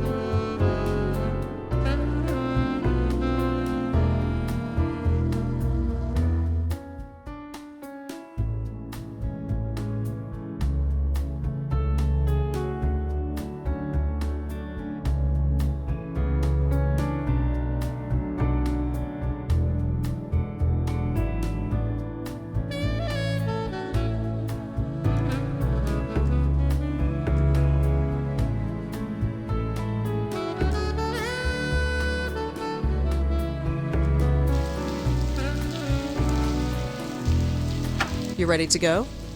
It's about time. Let's scram.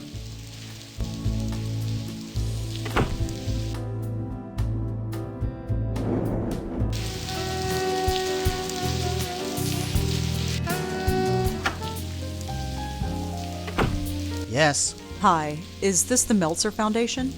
Yes. Oh, good. I was hoping to ask you a few questions. Paul, this one's for you.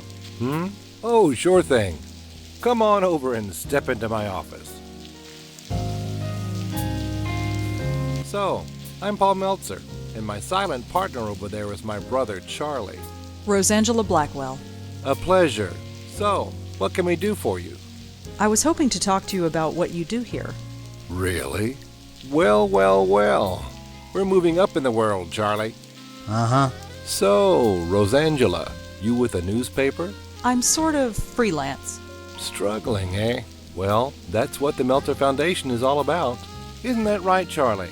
Uh-huh. Well, ask away. The character of Paul's funny story behind his design.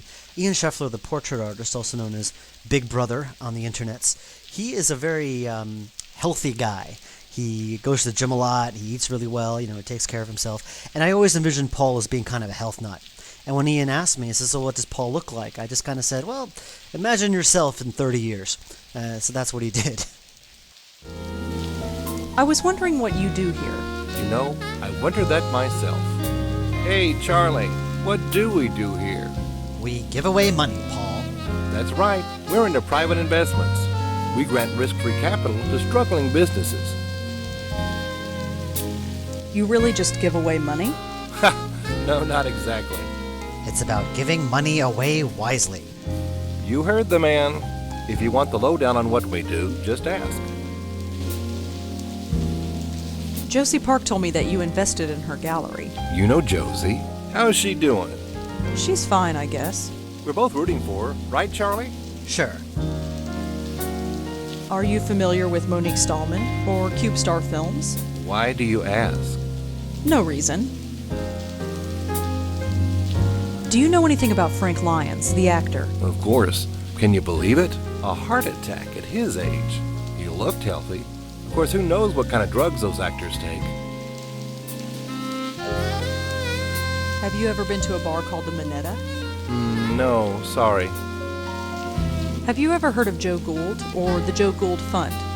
No, sorry. Tell me more about the foundation. Let's say you have a brilliant idea for a business, but you've made some mistakes in the past. You've got bad credit or were in debt for a long time. No reputable bank in the country would give you a loan. Or if they did, they'd charge you a fortune in interest. But not us. We believe in a second chance. We'll loan you the money to kickstart your business in return for a share of the profits. If your business takes off, wonderful, we both win. If not, we're the one who pays for it. Have you ever heard of a reporter named Joseph Mitchell? That name sounds familiar. He was a reporter for the New Yorker magazine. Hey, that's it. Charlie used to work there. Hey, Charlie, did you know Joseph Mitchell? Everyone knew him, Paul. He was a living legend. A living legend. How about that? Well, thanks for talking to me. I might be back later. Sure thing. Here, take my card. If you have any questions, just email. Oh, so you're on B-mail too? Isn't everybody?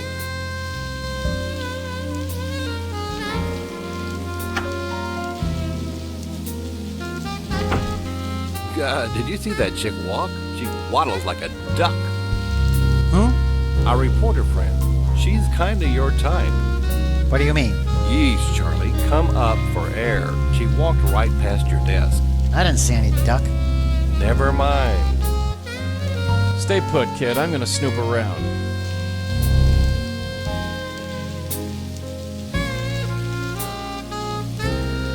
I've got no idea what this thing is. Hey, my internet just went down. Stupid wireless. It should come up again in a minute. Finally, the internet's back up. Hey, Charlie, what's that B-mail password again? Don't you remember anything? It's tennis53. Just write it down. No way. Someone might find it. Hey, when are we going to get a real company email address? What's wrong with the one we've got? Oh, come on. B-mail? Who is going to take us seriously when we only got a B-mail account? It does the job. At least we have a real internet connection, although I don't trust this wireless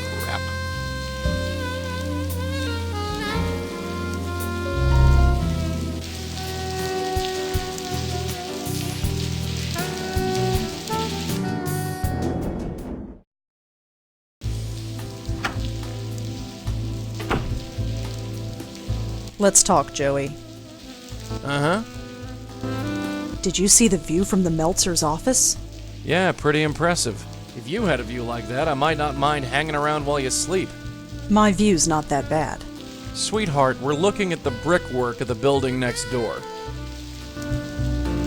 That's all for now. Sure.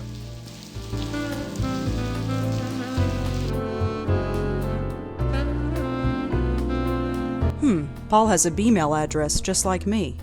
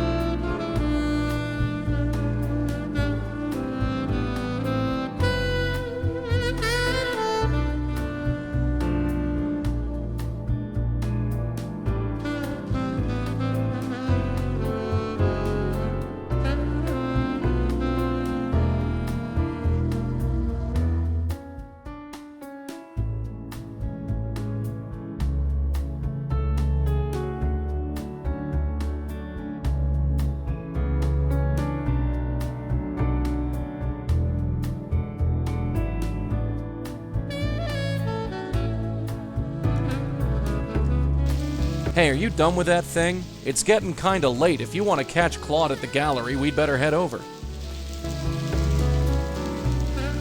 You ready to go? Alright, I'm coming.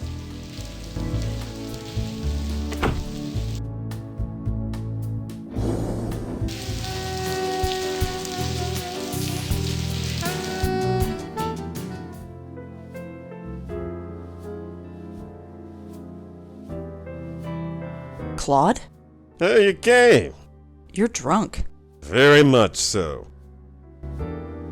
We need to talk about the Countess. Who? The Dark Lady? I don't talk about her. So you do know her? Don't try to understand my work. I haven't met a single person who really understands art. Not one. Who says I don't understand art? You understand my work? All right. Tell me what you think of this painting behind me. The hard lines in this painting are really provocative. You think so, huh? Oh, yes. The hard lines against a soft world. Really? Excuse me. So, Claude... What do you think of this painting here? Does this painting represent darkness and shadow? It could. Is that what it feels like to you? Sure. Then it does. Excuse me.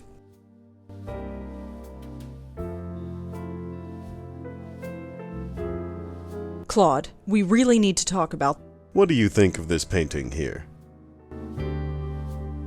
Why is one side so colorful and the other so dark? Well, look at it. The darkness is eating away the color, overwhelming it. That's a bit bleak. It's a bleak world. Can I be forward? Forward? It's been a great pleasure talking to you. Really? Yes. Very refreshing. You seem to have a greater understanding of art than most of the rabble here. I do? Listen, Rosangela, was it? Oh, call me Rosa. Rosa. I'm suffocating in here. I need a breath of fresh air.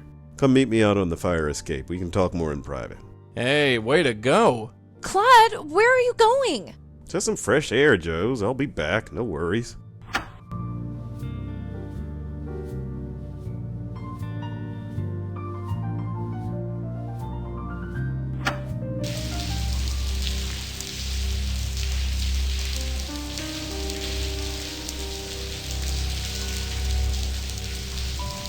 We need to talk about the Countess. Yes. She's so sad and angry. I wonder why. Why is she sad? She's looking for something she lost. Yeah, her mind. It consumes her every thought. Why is she so angry? I don't know. I wish I did. I think she's being forced against her will. Being turned into something she shouldn't be. Like what? I don't know. How do you know her? I see her in my dreams. She's looking for me. She hasn't found me yet, but I'm hoping my painting will help. You want her to find you? Yes. She's trapped and looking to escape. She needs me to help her. She's chosen me. Oh, I get it. He's the chosen one. Why don't we ever meet anyone sane? Why did she choose you? Because of my work. She's dead, I think, but she will live through my work. Artists. Nuts. All of them. Claude, the Countess is dangerous. Dangerous? No. She's lost and angry, but not dangerous. I've met her. She's killed many times. You? Why would she seek you? You're not an artist. No, but I've still seen her. She's powerful. Power you don't want to mess with. I just want to help her. Hey, pal, helping ghosts is our turf. Just be careful, okay? Careful? Just who are you? How do you know so much about my dreams? I know things. Know things? Like what? That you're messing with stuff you don't understand. And you do? Well, I'm working on it. All right. Teach me. I need to know. Don't look at me, kid. Look, there's something about me. I shouldn't tell you, but you're in danger. What is it? Look out! No! No! No, you didn't. Claude!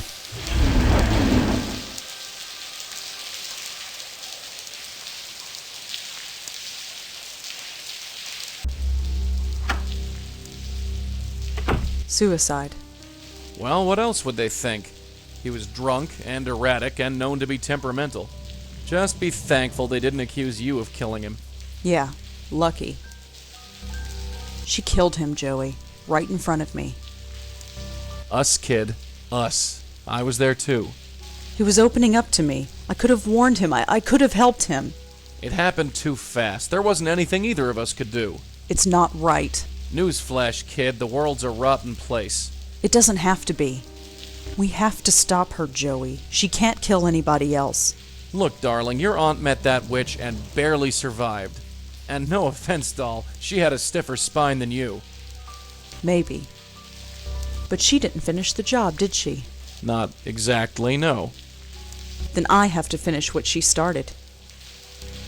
Good night, Joey.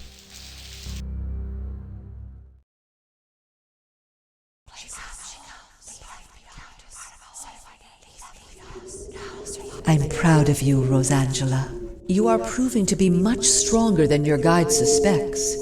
He thinks I'm stupid. Be wary of him. Follow your heart. Who are you? Shh. Sleep.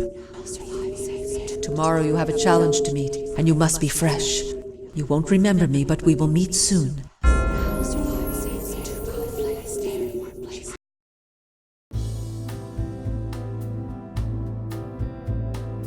Good morning. Yeah, let's go.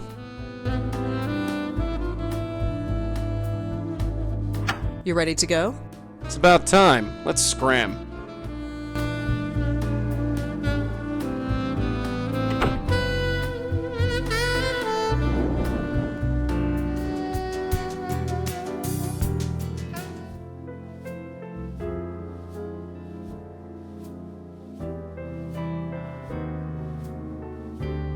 Hi, Josie. Rosangela, gosh, what a horrible night. Are you okay? I'm fine. Poor Claude, I had no idea what the show was doing to him. What do you mean? Well, he killed himself, didn't he? Oh, he grumbled a lot, but I thought deep down he liked the attention. Still, at least his work shall live on. You're keeping the gallery open? Of course. Everything here is completely sold out. Really? That painting behind you? Yesterday, I couldn't give it away. Today, I'm being offered $5,000 for it. That's horrible. That's business, I'm afraid. I feel bad for Claude, but Well, I have debts. I have investors to pay back. Lucky for you, he died. That's not fair. I've known Claude for years. I liked him a lot. He never felt his work would be seen by anybody, and now people believe his work has value. That's something, isn't it? If you think so. What will you do with the money? Well, a percentage of it will go to my investors. As for the rest, I don't know. I could sponsor another artist like Claude, or I could give it to charity. I'll need to think about it. Can I ask you some more questions? I don't think so, Rosangela. I'm meeting with the buyers today, and I have to get everything ready. Bye, Josie. Good luck with, well, everything. Sure, bye.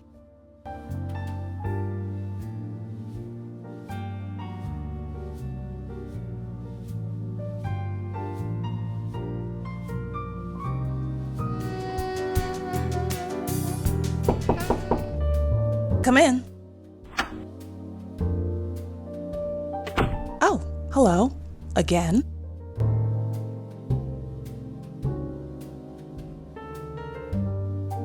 Have you ever heard of a reporter named Joseph Mitchell? Sorry, no.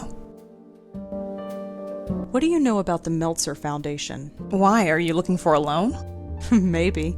You deal with them? They invested in our last film. Water Under the Bridge? That's the one. I assume they got their money back since the film was such a success. Not that it's any of your business, but yes, they did. Have you ever heard of Joe Gould or the Joe Gould Fund? Sorry, no. Thanks for the chat, Monique. Sure.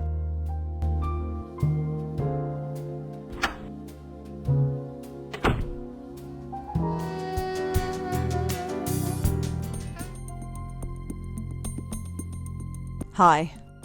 Mm-hmm. Rotten day to be out, huh? I've seen worse. What brings you out here? None of your business. Could I ask you a couple of questions?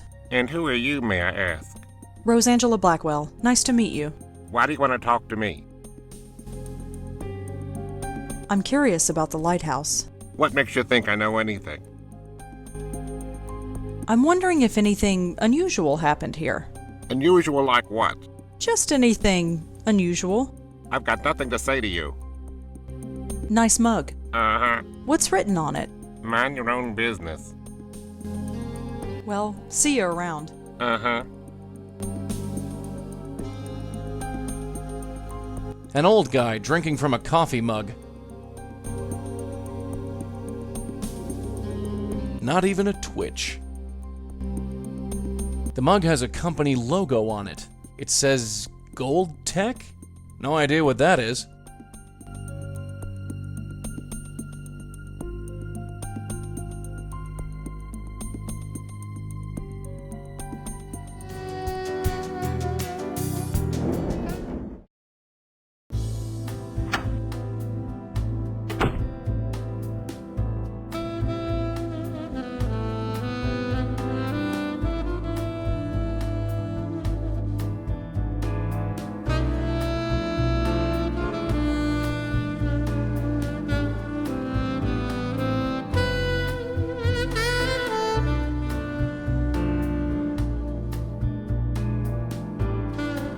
I'm ready if you are. It's about time. Let's scram.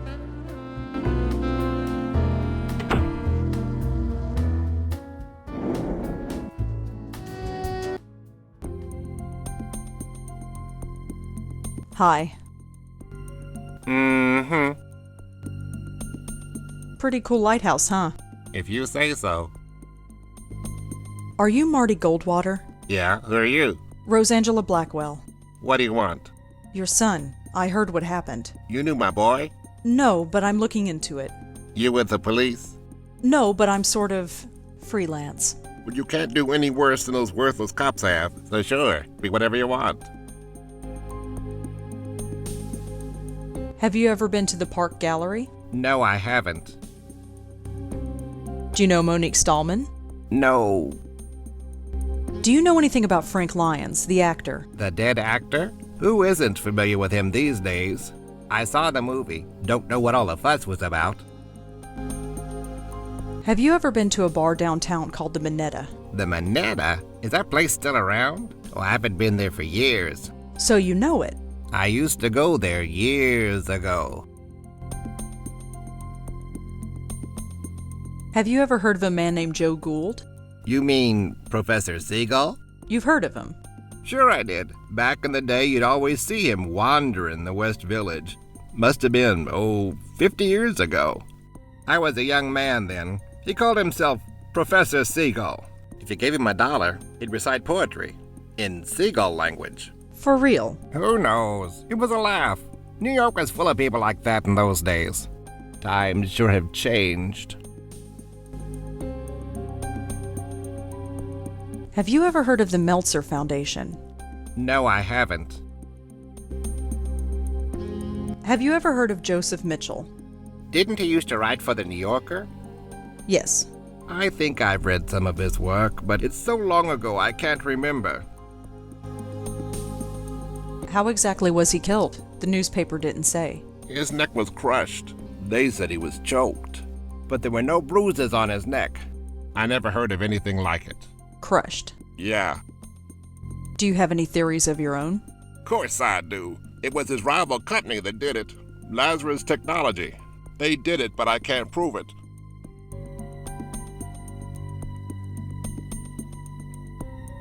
Why do you think this other company is involved? Look, my boy was a genius. He ran a medical technology firm not far from here as one of their chief researchers. He was making a device that can improve the efficiency of pacemakers. A real breakthrough, he said. But this other firm, Lazarus, was working on the same thing. It was a real race to see who'd finish it first. He didn't eat, he hardly slept, he poured his life into his work. Then one night he called me to say he had finished. He wanted to celebrate. That was the last time I talked to him. He was killed that night? Yes, and a few days later the device was registered by Lazarus. No justice, none at all. Well, see you around. Uh-huh.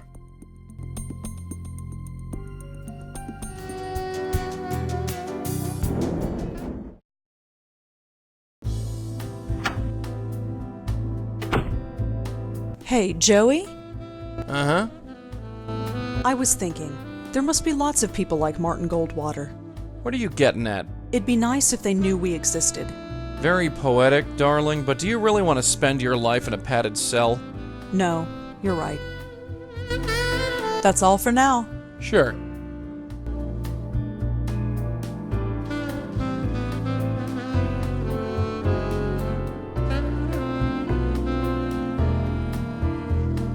Here we go. Lazarus Technology.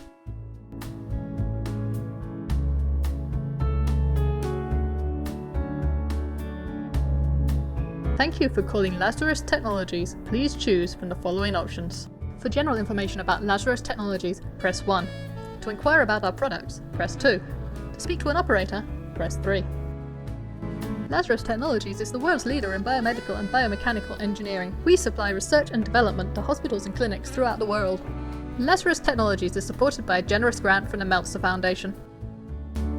If you would like to request a product catalogue, please speak to a customer representative. You have reached the General Office mailbox. Please leave a message and someone will get back to you shortly.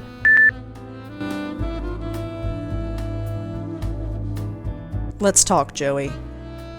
This had better be important, sweetheart. I was thinking, there must be lots of people like Martin Goldwater. What are you getting at? It'd be nice if they knew we existed. Very poetic, darling, but do you really want to spend your life in a padded cell? No, you're right. That's all for now. Sure. You coming? All right, I'm coming.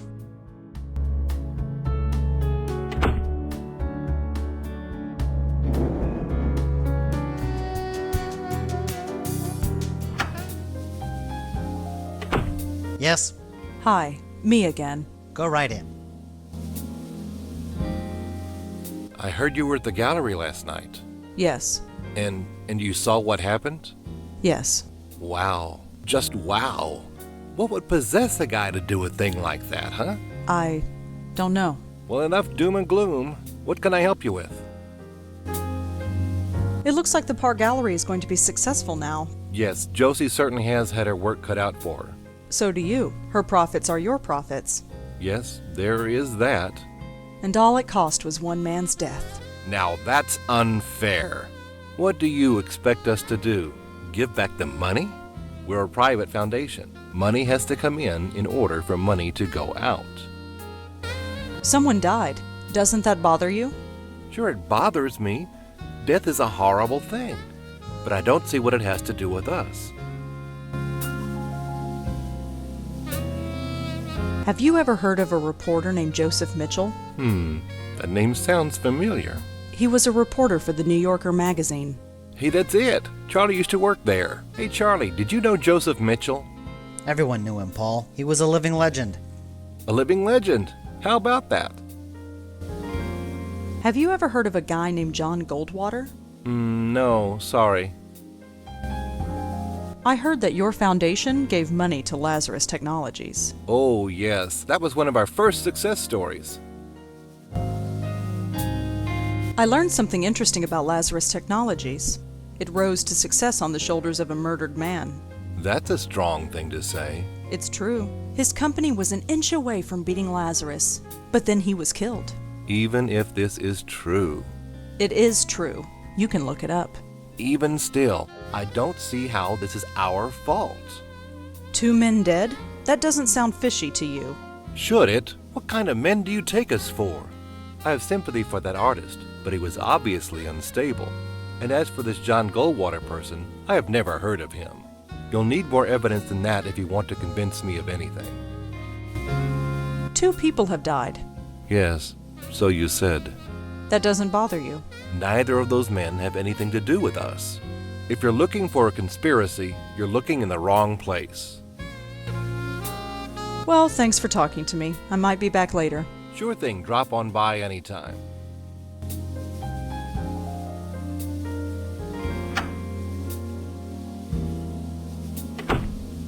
Oh yeah, she likes you.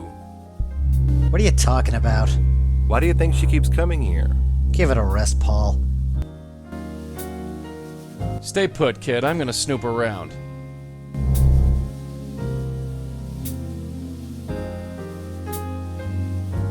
Hey Charlie, is this wireless internet thing safe? Of course it's safe. I just read online that they can give you cancer. It won't give you cancer, Paul. Then maybe you should sit next to it. Give it a rest, Paul.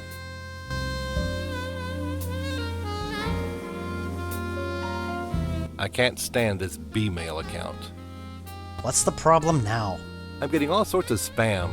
I got 3 from this Tomo person. Who the heck is Tomo? Just delete them, Paul.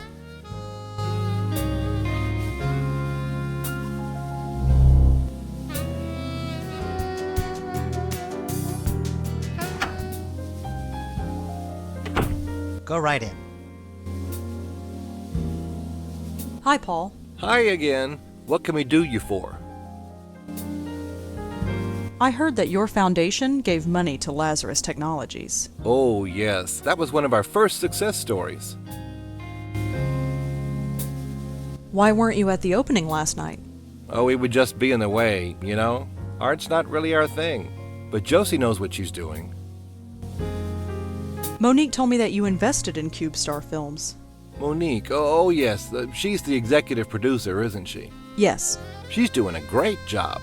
That place is earning money hand over fist.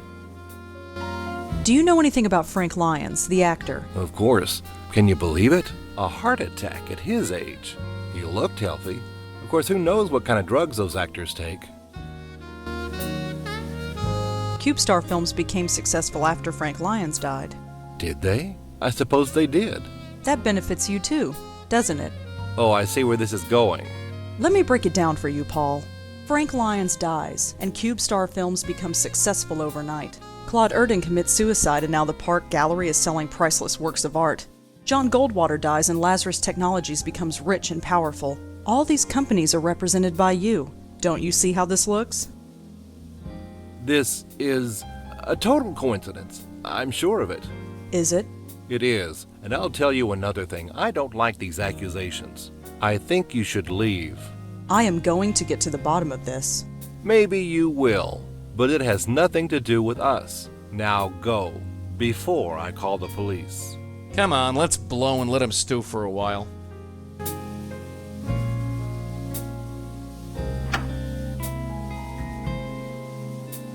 Yeesh. She's crazy. Crazy with teeth. You gotta watch out for women like that, Scooter. Scooter, you haven't called me that since we were kids. Really? Maybe I should start calling you that again. Whatever.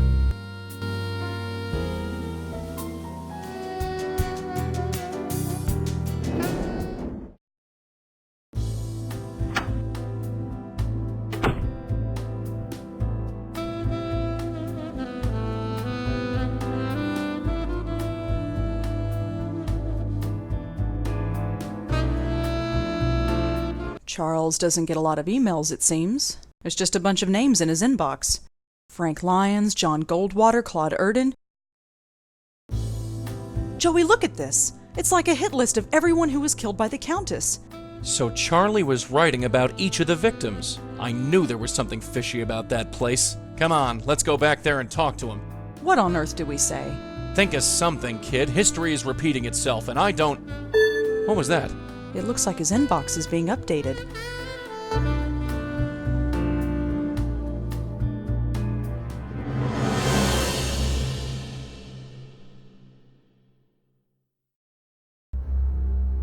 My name. That's my name. That son of a... Mess with us, Willie. He just marked me. I'm next. Look, don't worry. She might not come right away. We have time to plan. You killed Claude. And the others. I did not kill. I healed them. Can it? We've heard this song before. Just back away, real slow-like. I only want to help. I think we've had about enough of your help, lady. Back off, kid. I'm ready this time. I have to help her. Just let me help her. Oh, yeah? Help yourself to this.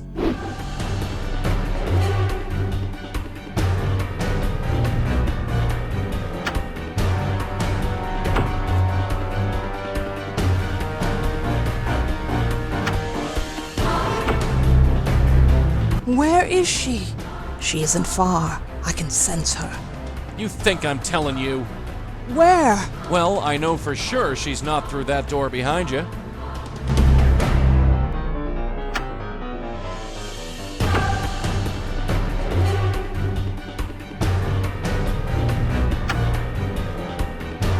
No place to go. I can't run away unless Joey comes with me, and Joey's the only thing holding her back.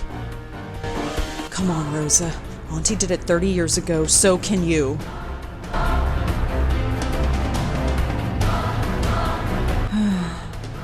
I wish you were here, Auntie. I really do.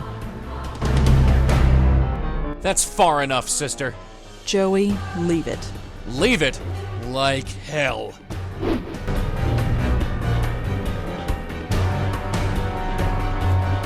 Hey, look at this. Who? That's... I wanted to help her. And look where it got you. You think anyone appreciates your help? No. No!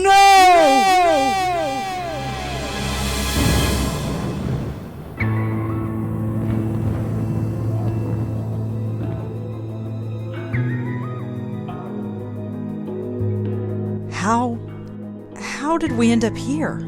I have brought you here. You are safe now. I have saved you. Saved me? What do you mean, saved me? What did you do? Joey, did she kill me? Am I dead? I don't know. Lady, I suggest you start talking. There's nothing to say. You are safe now, both of you. My dear, you carry on so. You. It's you. I've been looking for you for so long. Why did you leave me? My poor host, you cast me out. You broke our bond. It's too late to repair it. What? No, why would I do that? Your mind is so broken that you do not remember. My, you are a mess. You don't even know your own name, Countess, indeed. Regardless, it is time for this to end. End? Is there an end? For you, there can be, if you let me. I trust you, Madeline. I always will trust you. Rosangela Blackwell, Joseph Mallone, it is a pleasure to finally meet you. I'm sorry it had to be under such unpleasant circumstances. Unpleasant is right. Who are you? My name is Madeline, and a long time ago, I was this poor soul's spirit guide. She corrupted our bond, and I'm afraid the damage to both of us was quite severe. Can you help us? Can you help us end this cycle of death? Who are you? As I said, my name is Madeline, and a long time ago, I was a spirit guide to the woman you know as the Countess. We were bonded, much like you and your guide are, but much has changed, and time is short. Will you help us? I know you. I have been trying to reach you in your dreams. At long last, I am able to manifest myself here, but time is short. Will you help us?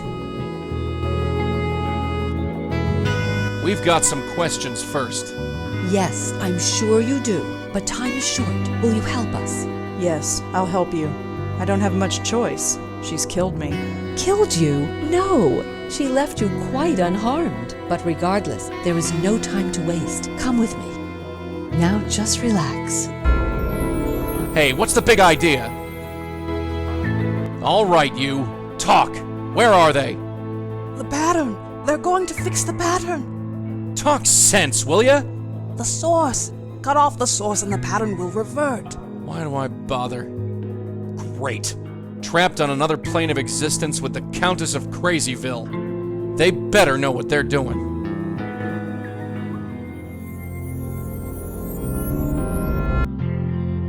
Hey, what happened? How did you do that? This is where the link originates. Link? The bond between your Countess and her hosts. Part of her is trapped here. You must remove it. She's so strange and beautiful. Madeline, could I talk to you? Of course. Where are we? You have been to this plane before. You have brought many lost spirits through here. Well, yes, but there was never a diner before. I can understand your confusion, but it is not a real diner. It is metaphorical. As you know, there is a bond between the Countess and her current host, and the bond is represented by this diner. You will find out more inside. Why is it represented by a diner? The Countess used to spend lots of time in diners like these. You will find out more inside. This bond, how do I break it? Part of the Countess is trapped inside. You must find it and remove it. This bond, how do I break it? Part of the Countess is trapped inside. You must find it and remove it. How did the Countess break the bond between you? She did not break the bond, but moved it. To be rid of me, she had to form a bond with someone living. Someone who could, in essence, become her guide. How she acquired this knowledge, I do not know. I only know that it was accomplished. Who did she pass it to? Joe Gould. It was an easy task, since his mind was already broken. Upon Gould's death, it was passed on to Joseph Mitchell. And now Charlie Meltzer. Yes, it must be broken if this is to end. How did the Countess get so... insane? Yes. Like you, her mind is a door to another plane of existence. By corrupting our bond, she opened that door so wide that it flooded her mind with unfathomable knowledge. She essentially has the universe inside her head, and no human mind can contain that. It broke her. She sees everything but understands nothing. If she didn't banish me to this place between worlds, I might feel more pity.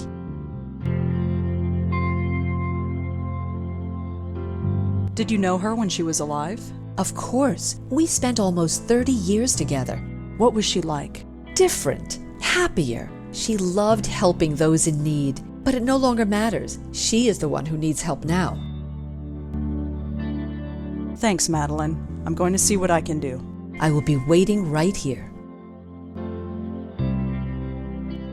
For the upteenth time, I have no money for your fund. Show some pity. At least lend us a cigarette. Ahem. I believe we got company. Ah. Miss, Could you perhaps spare a few dollars for the Joe Gould Fund? When I started writing this scene, I felt very weird about having the spirits of people who really existed trapped like this. I felt very weird about it. I can't quite explain why, and because these are people that really existed, and I hated to think of the spirit of Joseph Mitchell trapped in a place like this, after he died. I hate to think that. So I decided to make them not really their spirits, but echoes of who they were. It's a little bit of a cop-out, but it made my conscience feel better about putting them in the situation. So there we go.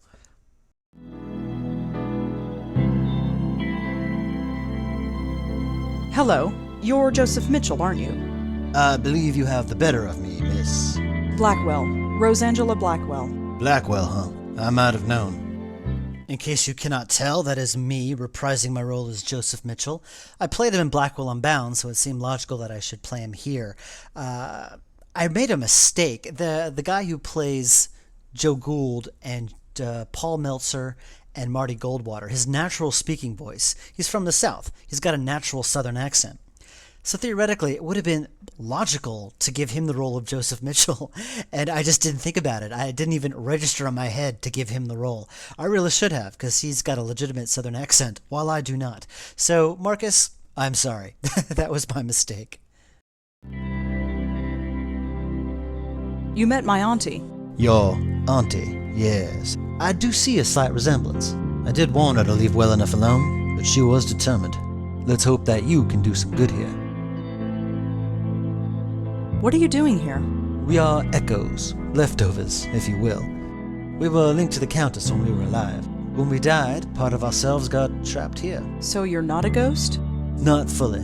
I'm not sure what I am. I remember living, I remember dying, but I don't feel like Joseph Mitchell. All I know is that when I thought of death, an eternity with Joe Gould was the last thing on my mind. What is your connection to the Countess? I don't know. I never met the woman. Joe Gould was the one who knew her. He had a special bond with her, apparently. But somehow, he passed it on to me when he died. Next thing I knew, I was murdering people by writing about them. There was no choice. I had to stop writing. I studied some of your work in journalism school. Now that's just foolish. I was a relic, even before I died. The city I wrote about has long since evolved and changed into something completely different. But that's New York City, isn't it? Wouldn't be New York if it stayed the same year to year. I'm sorry you had to stop writing. So am I. But what else could I do? Let innocent people die? No, I don't regret the choice I made. Not for one moment. Did you know Charles Meltzer? Yes, I did. He worked at the New Yorker back in the late 70s. He would come into my office and ask about the old days, and I was happy to tell him. I knew he would never cut it as a reporter, but he had a very keen, analytical mind. I almost forgot all about him, but it appeared a link formed between us, nonetheless. When I died, my connection to the Countess passed on to him. Charles Meltzer is using the Countess to kill people. By accident? No, on purpose. He sent her after me. Now, that's a shame. I'm aware that through my actions I killed a few people, but I could forgive myself for it, since I was unaware of what I was doing. But many times I thought to myself, I have a weapon, it's untraceable, nobody knows about it. I could use it, but I did not. I was tempted, but I did not. Not once. You have to stop, Charles. Break this link, destroy this place. No more innocents should have to die. Why did you write about Joe Gould? He's a fascinating man. Intolerable company, but fascinating. He exemplified everything about New York at the time. Its artistic expression, its frustration, its joy and heartbreak. His oral history, or the idea of it, energized the work of dozens of writers and intellectuals. But the more I got to know him, the less I wanted to be around him. Did you ever read Joe Gould's oral history? That, it never existed. Or if it did, Mr. Gould never shared it with anyone, which amounts to the same thing. You know why I never wrote it down. People would have died. You didn't stop telling people you were writing it, did you? What could I say? The truth? They would have chucked me in a loony bin. How do I break this link? I wish I knew. I'm afraid all this is a bit beyond me. Thanks for talking, Mr. Mitchell. I'll see what I can do. Thank you, Miss Blackwell. Hello. Hello. My name is Joseph Ferdinand Gould. I am graduate of Harvard magna cum difficultate and chairman of the board of Wheel and Woe Incorporated. In exchange for a drink, I'll recite a poem, deliver a lecture, argue a point, or take off my shoes and imitate a seagull. I prefer gin, but beer will do. I've been hearing a lot about you lately. My reputation precedes me. I saw your portrait in the Minetta. The Minetta. Yes, I'm quite famous there, you know. I gathered. It's all thanks to Mitchell, of course. The Joe Gould Fund filled its coffers nicely when he wrote his article. What are you doing here? I don't quite know myself. We've all got to be someplace. As I understand it, I was mentally linked to my old friend, the Countess. I wish I'd known. It explains everything that my work was trying to prove. Your work? I have had many callings. I studied the seagulls of the world and learned their language. I spent months measuring the heads of 1,000 Chippewa Indians. But before I died, I was putting to paper the most important literary work known to man, the oral history of our time. It was a compilation of the conversations of the city, overheard in bars, subways, street corners, and diners. Put together and studied properly, it would have revolutionized everything. How would it have revolutionized everything? We were all connected, every single one of us. But how? Think of the ramifications if we found out. It sounds like quite an undertaking. It was my life's work. How did you know the Countess? We met in a diner like this one. We'd often spend a week or two walking along the docks to discuss seagulls. She had many interesting theories on seagull linguistics. Then, one day, she disappeared. But a link had already formed between us. It's everything my oral history was trying to prove, that we were all linked. The Countess is killing people. Murder? No, I refuse to believe that. She couldn't hurt a fly. Why is she called the Countess? That's what she chooses to call herself. Far be it for me to tell her otherwise. The name doesn't seem strange to you? When you lived a life like mine, you take people at face value. Who cares about names? I once knew another fellow without a name, called himself the Deacon. The Deacon? You knew the Deacon? Oh yes, he was this gloomy career drunk. One summer night while sitting in a doorway of the Bowery, he caught the scent of sulfur. He looked up and saw the devil himself standing over him. Since that night he believed he lost his soul. Not the most charitable drinking companion, if I may say so. No, he wouldn't be. You knew him? Sort of. Fancy that. In the commentary for Blackwell Legacy, there was a character named the Deacon, and in the commentary I challenged you to try to find the biographical source where the Deacon is mentioned. And then in the commentary for Blackwell Unbound, I gave you a hint. I said the same source mentioned the Countess. And now I can finally tell you, because I think it's made it quite clear. The thing connecting them both is Joe Gould, and the book Joe Gould's Secret by Joseph Mitchell. Joseph Mitchell wrote that Joe Gould told him about someone named the Deacon and someone named the Countess. Read the book if you want to find out more, but that's where they came from. And it's seriously underwhelming. I'm sorry, but that's where they both came from. What's your connection to Joseph Mitchell? Ah, Mitchell, my benefactor. He made me quite famous, you know.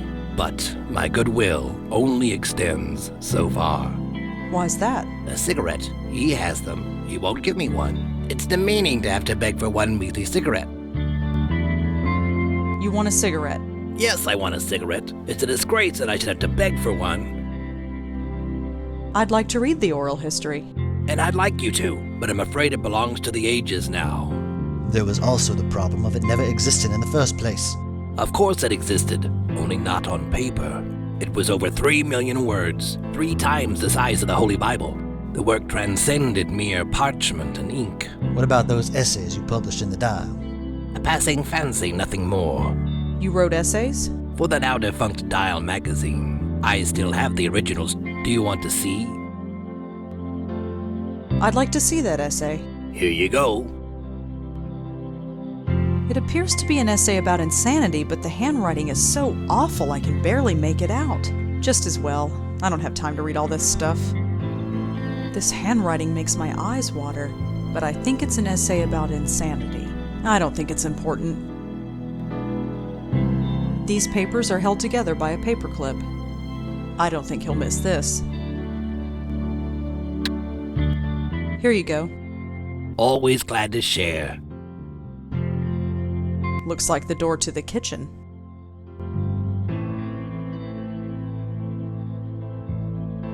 Locked.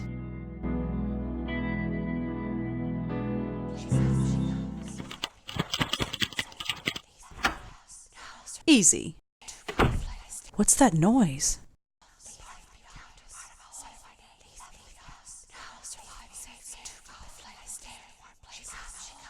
That oven is closed. That oven is closed. That oven is closed. There's nothing in here.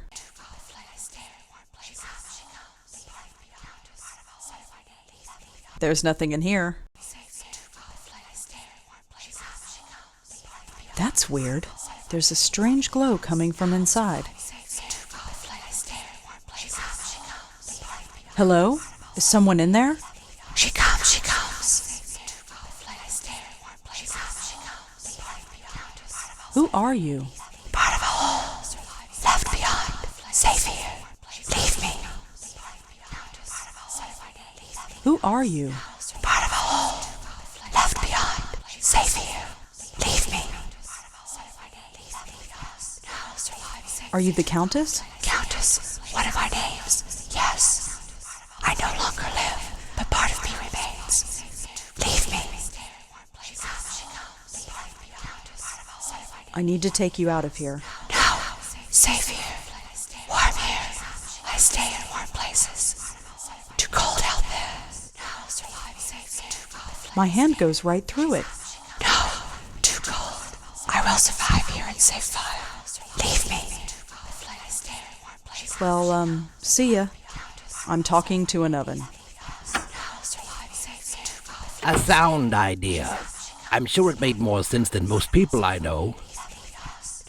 So this is the kitchen. Such a bare and emotionless place. Not even a bottle of ketchup. Joe Gould was known for going into diners and just getting a bowl and taking a bottle of ketchup and just dumping the ketchup into the bowl and eating it. He called it ketchup sansume or something like that. It's just one of these little quirky things he was known to do, and I stuck this in here as a reference to that.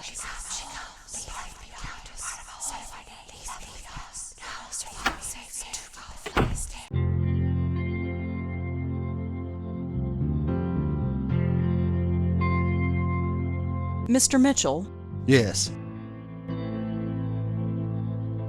why don't you give him a cigarette? When you give that man a cigarette or a drink, he likes to talk. And the only subject Joe Gould likes to talk about, at length, is Joe Gould. And the only person for him to talk to is me. So, I do not give him a cigarette. Gould has left the room. I see. Thank you for that. Have you reconsidered giving him a cigarette? I suppose I have been a little hard on the man. Here, I don't smoke anymore anyway. Give him the whole pack.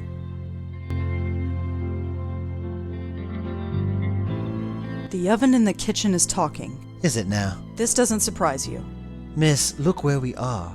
I stopped being surprised ages ago. Thanks for talking, Mr. Mitchell. I'll see what I can do. Thank you, Miss Blackwell.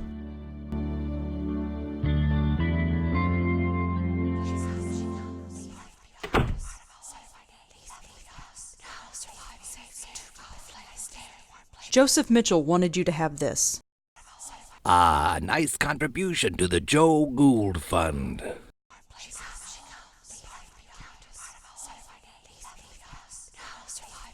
Mr. Gould?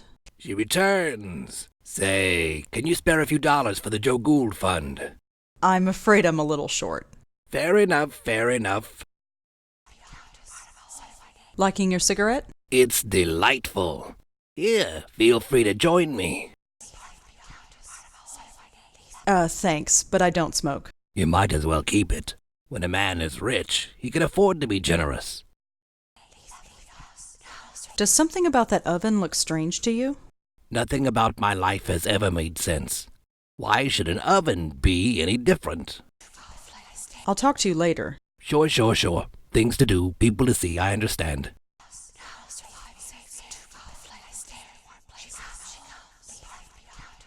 Is this warm enough? Warm. Safety. The flame will carry me. Thank you. That sounds ominous. This whole diner sequence was originally quite a bit different. Originally, it ended with Rosa blowing up the diner, and I kind of realized very soon that that wasn't a very good idea, so I had her do this instead.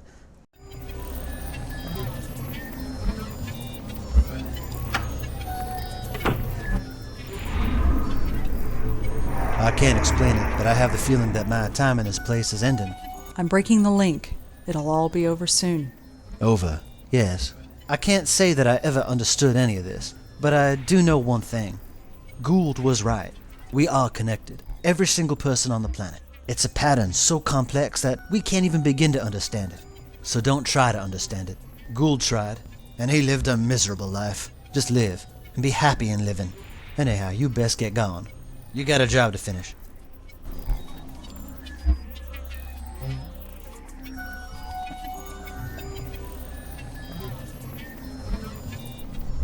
This place is starting to fade. That's good, right? Once this place is gone, the link is gone too. The killing will stop. This means something to you, the killing. She killed someone right in front of me.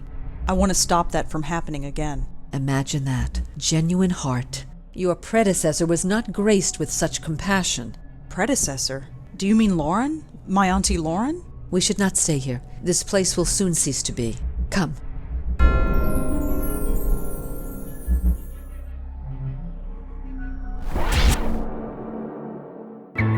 It's broken! The bond is broken! I'm free!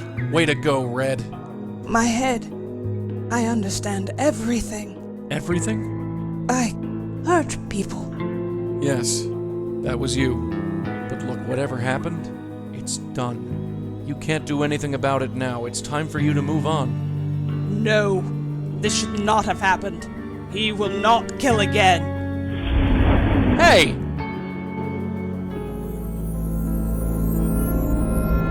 It's about time you got back here. What did you guys do? I did it, Joey. I broke the bond. Yeah, you broke it all right, and our friend just blew. She did not enter the white light? No. Oh, that is a problem. She has free will and is loose in the world. With the power she has, who knows what damage she can cause. Great, just great. I don't know who you are, lady, and I don't care. But just leave the spook work to us, okay? I have little choice in the matter. I am bound to this plane. What happens next is up to you. Wait! Let's get out of here.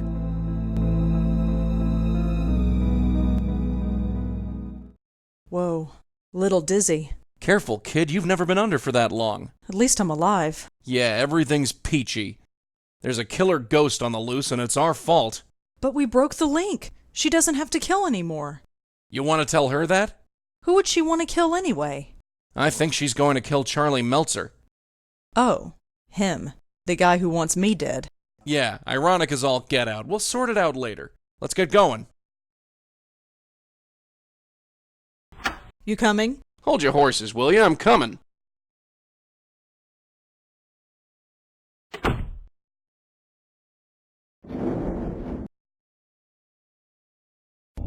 The door's open.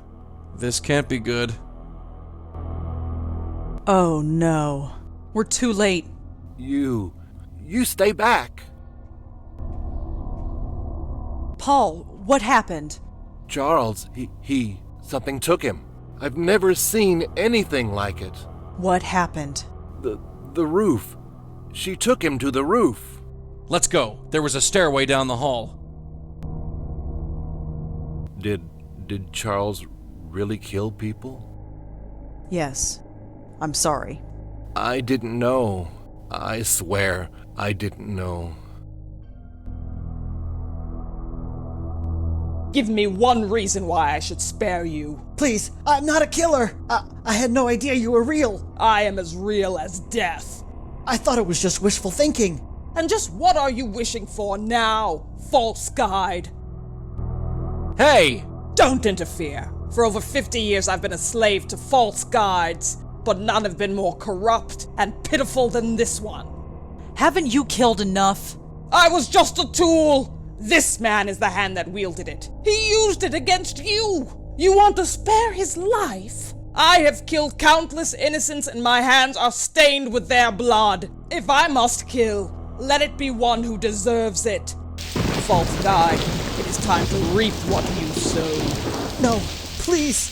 The ending of this game was a little different. Originally, the Countess grabbed Rosa and took off into the city, flew over the city, and Joey chased after her, and he had to rescue her somehow, and they ended up landing in the middle of Times Square in the middle of this big crowd, and everyone's staring at them going, ooh, and it was ridiculous. It was just, I just decided to keep it simple, keep it tight, and keep the focus on the characters. Don't involve a whole bunch of other craziness. I wanted to keep it on the characters, so in the end, this is what we came up with.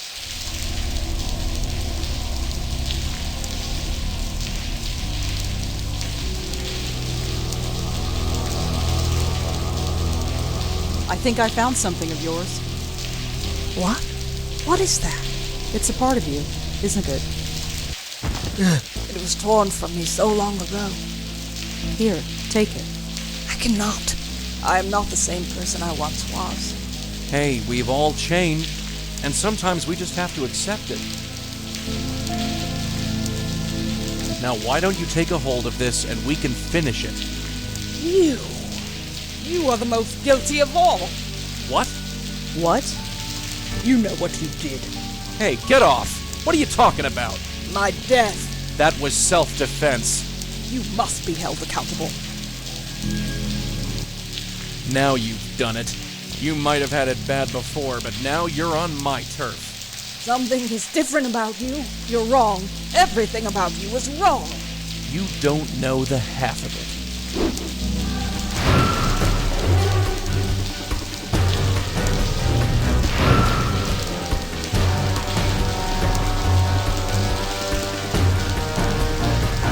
I can't touch her. She's a ghost.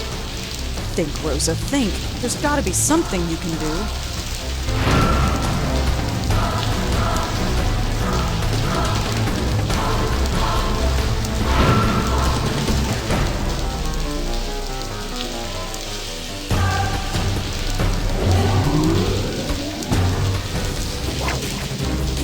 Oof! Gotcha. Joey, not working. Of course it's not. She's too strong for you. What do you think you're doing? Trying to save your butt. Get away from her! No, that's not what I meant to happen. Wake up, Red. Damn it, wake up! This place. The light. I remember. Just head towards it. I went through once, and I was dragged back. It hurt. It hurt so much. The link brought you back, but it's gone now. You understand? You're free. You don't have to hurt anyone anymore. My mind is so broken. But here, everything is so clear. That man, Meltzer, he lives? Yes, we stopped you before you could kill him. Is that justice? I wonder. He is a murderer. He will find ways to kill again. But you are right. It is no longer my concern. What do you mean? Live your life. Help the lost spirits of the world. Let nothing deter you. This work is more important than you will ever know. Goodbye, and good luck.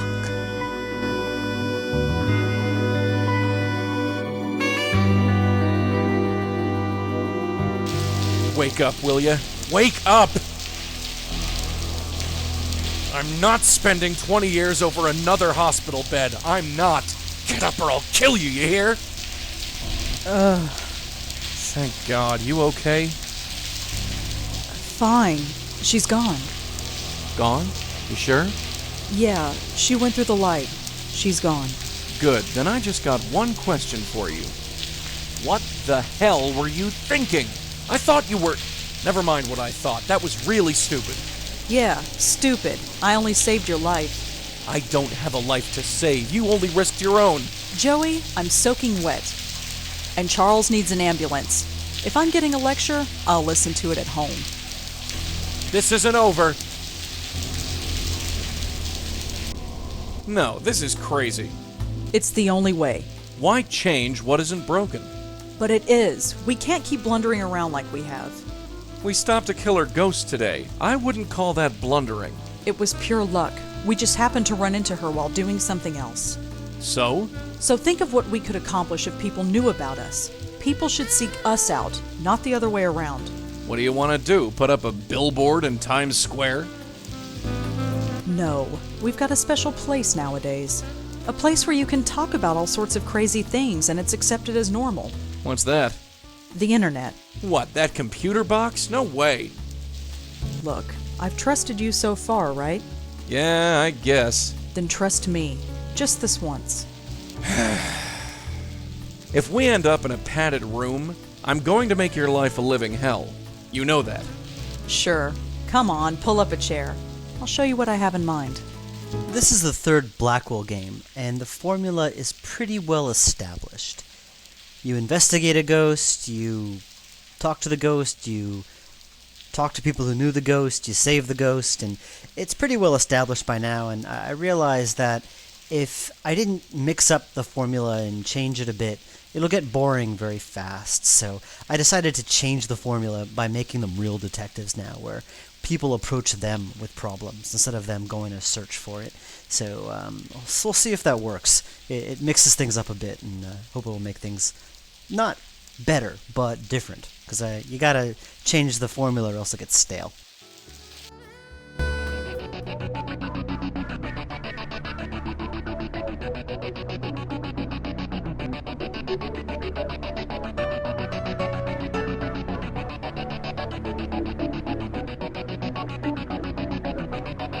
Falling away from the world that I've known, keeping me safe here.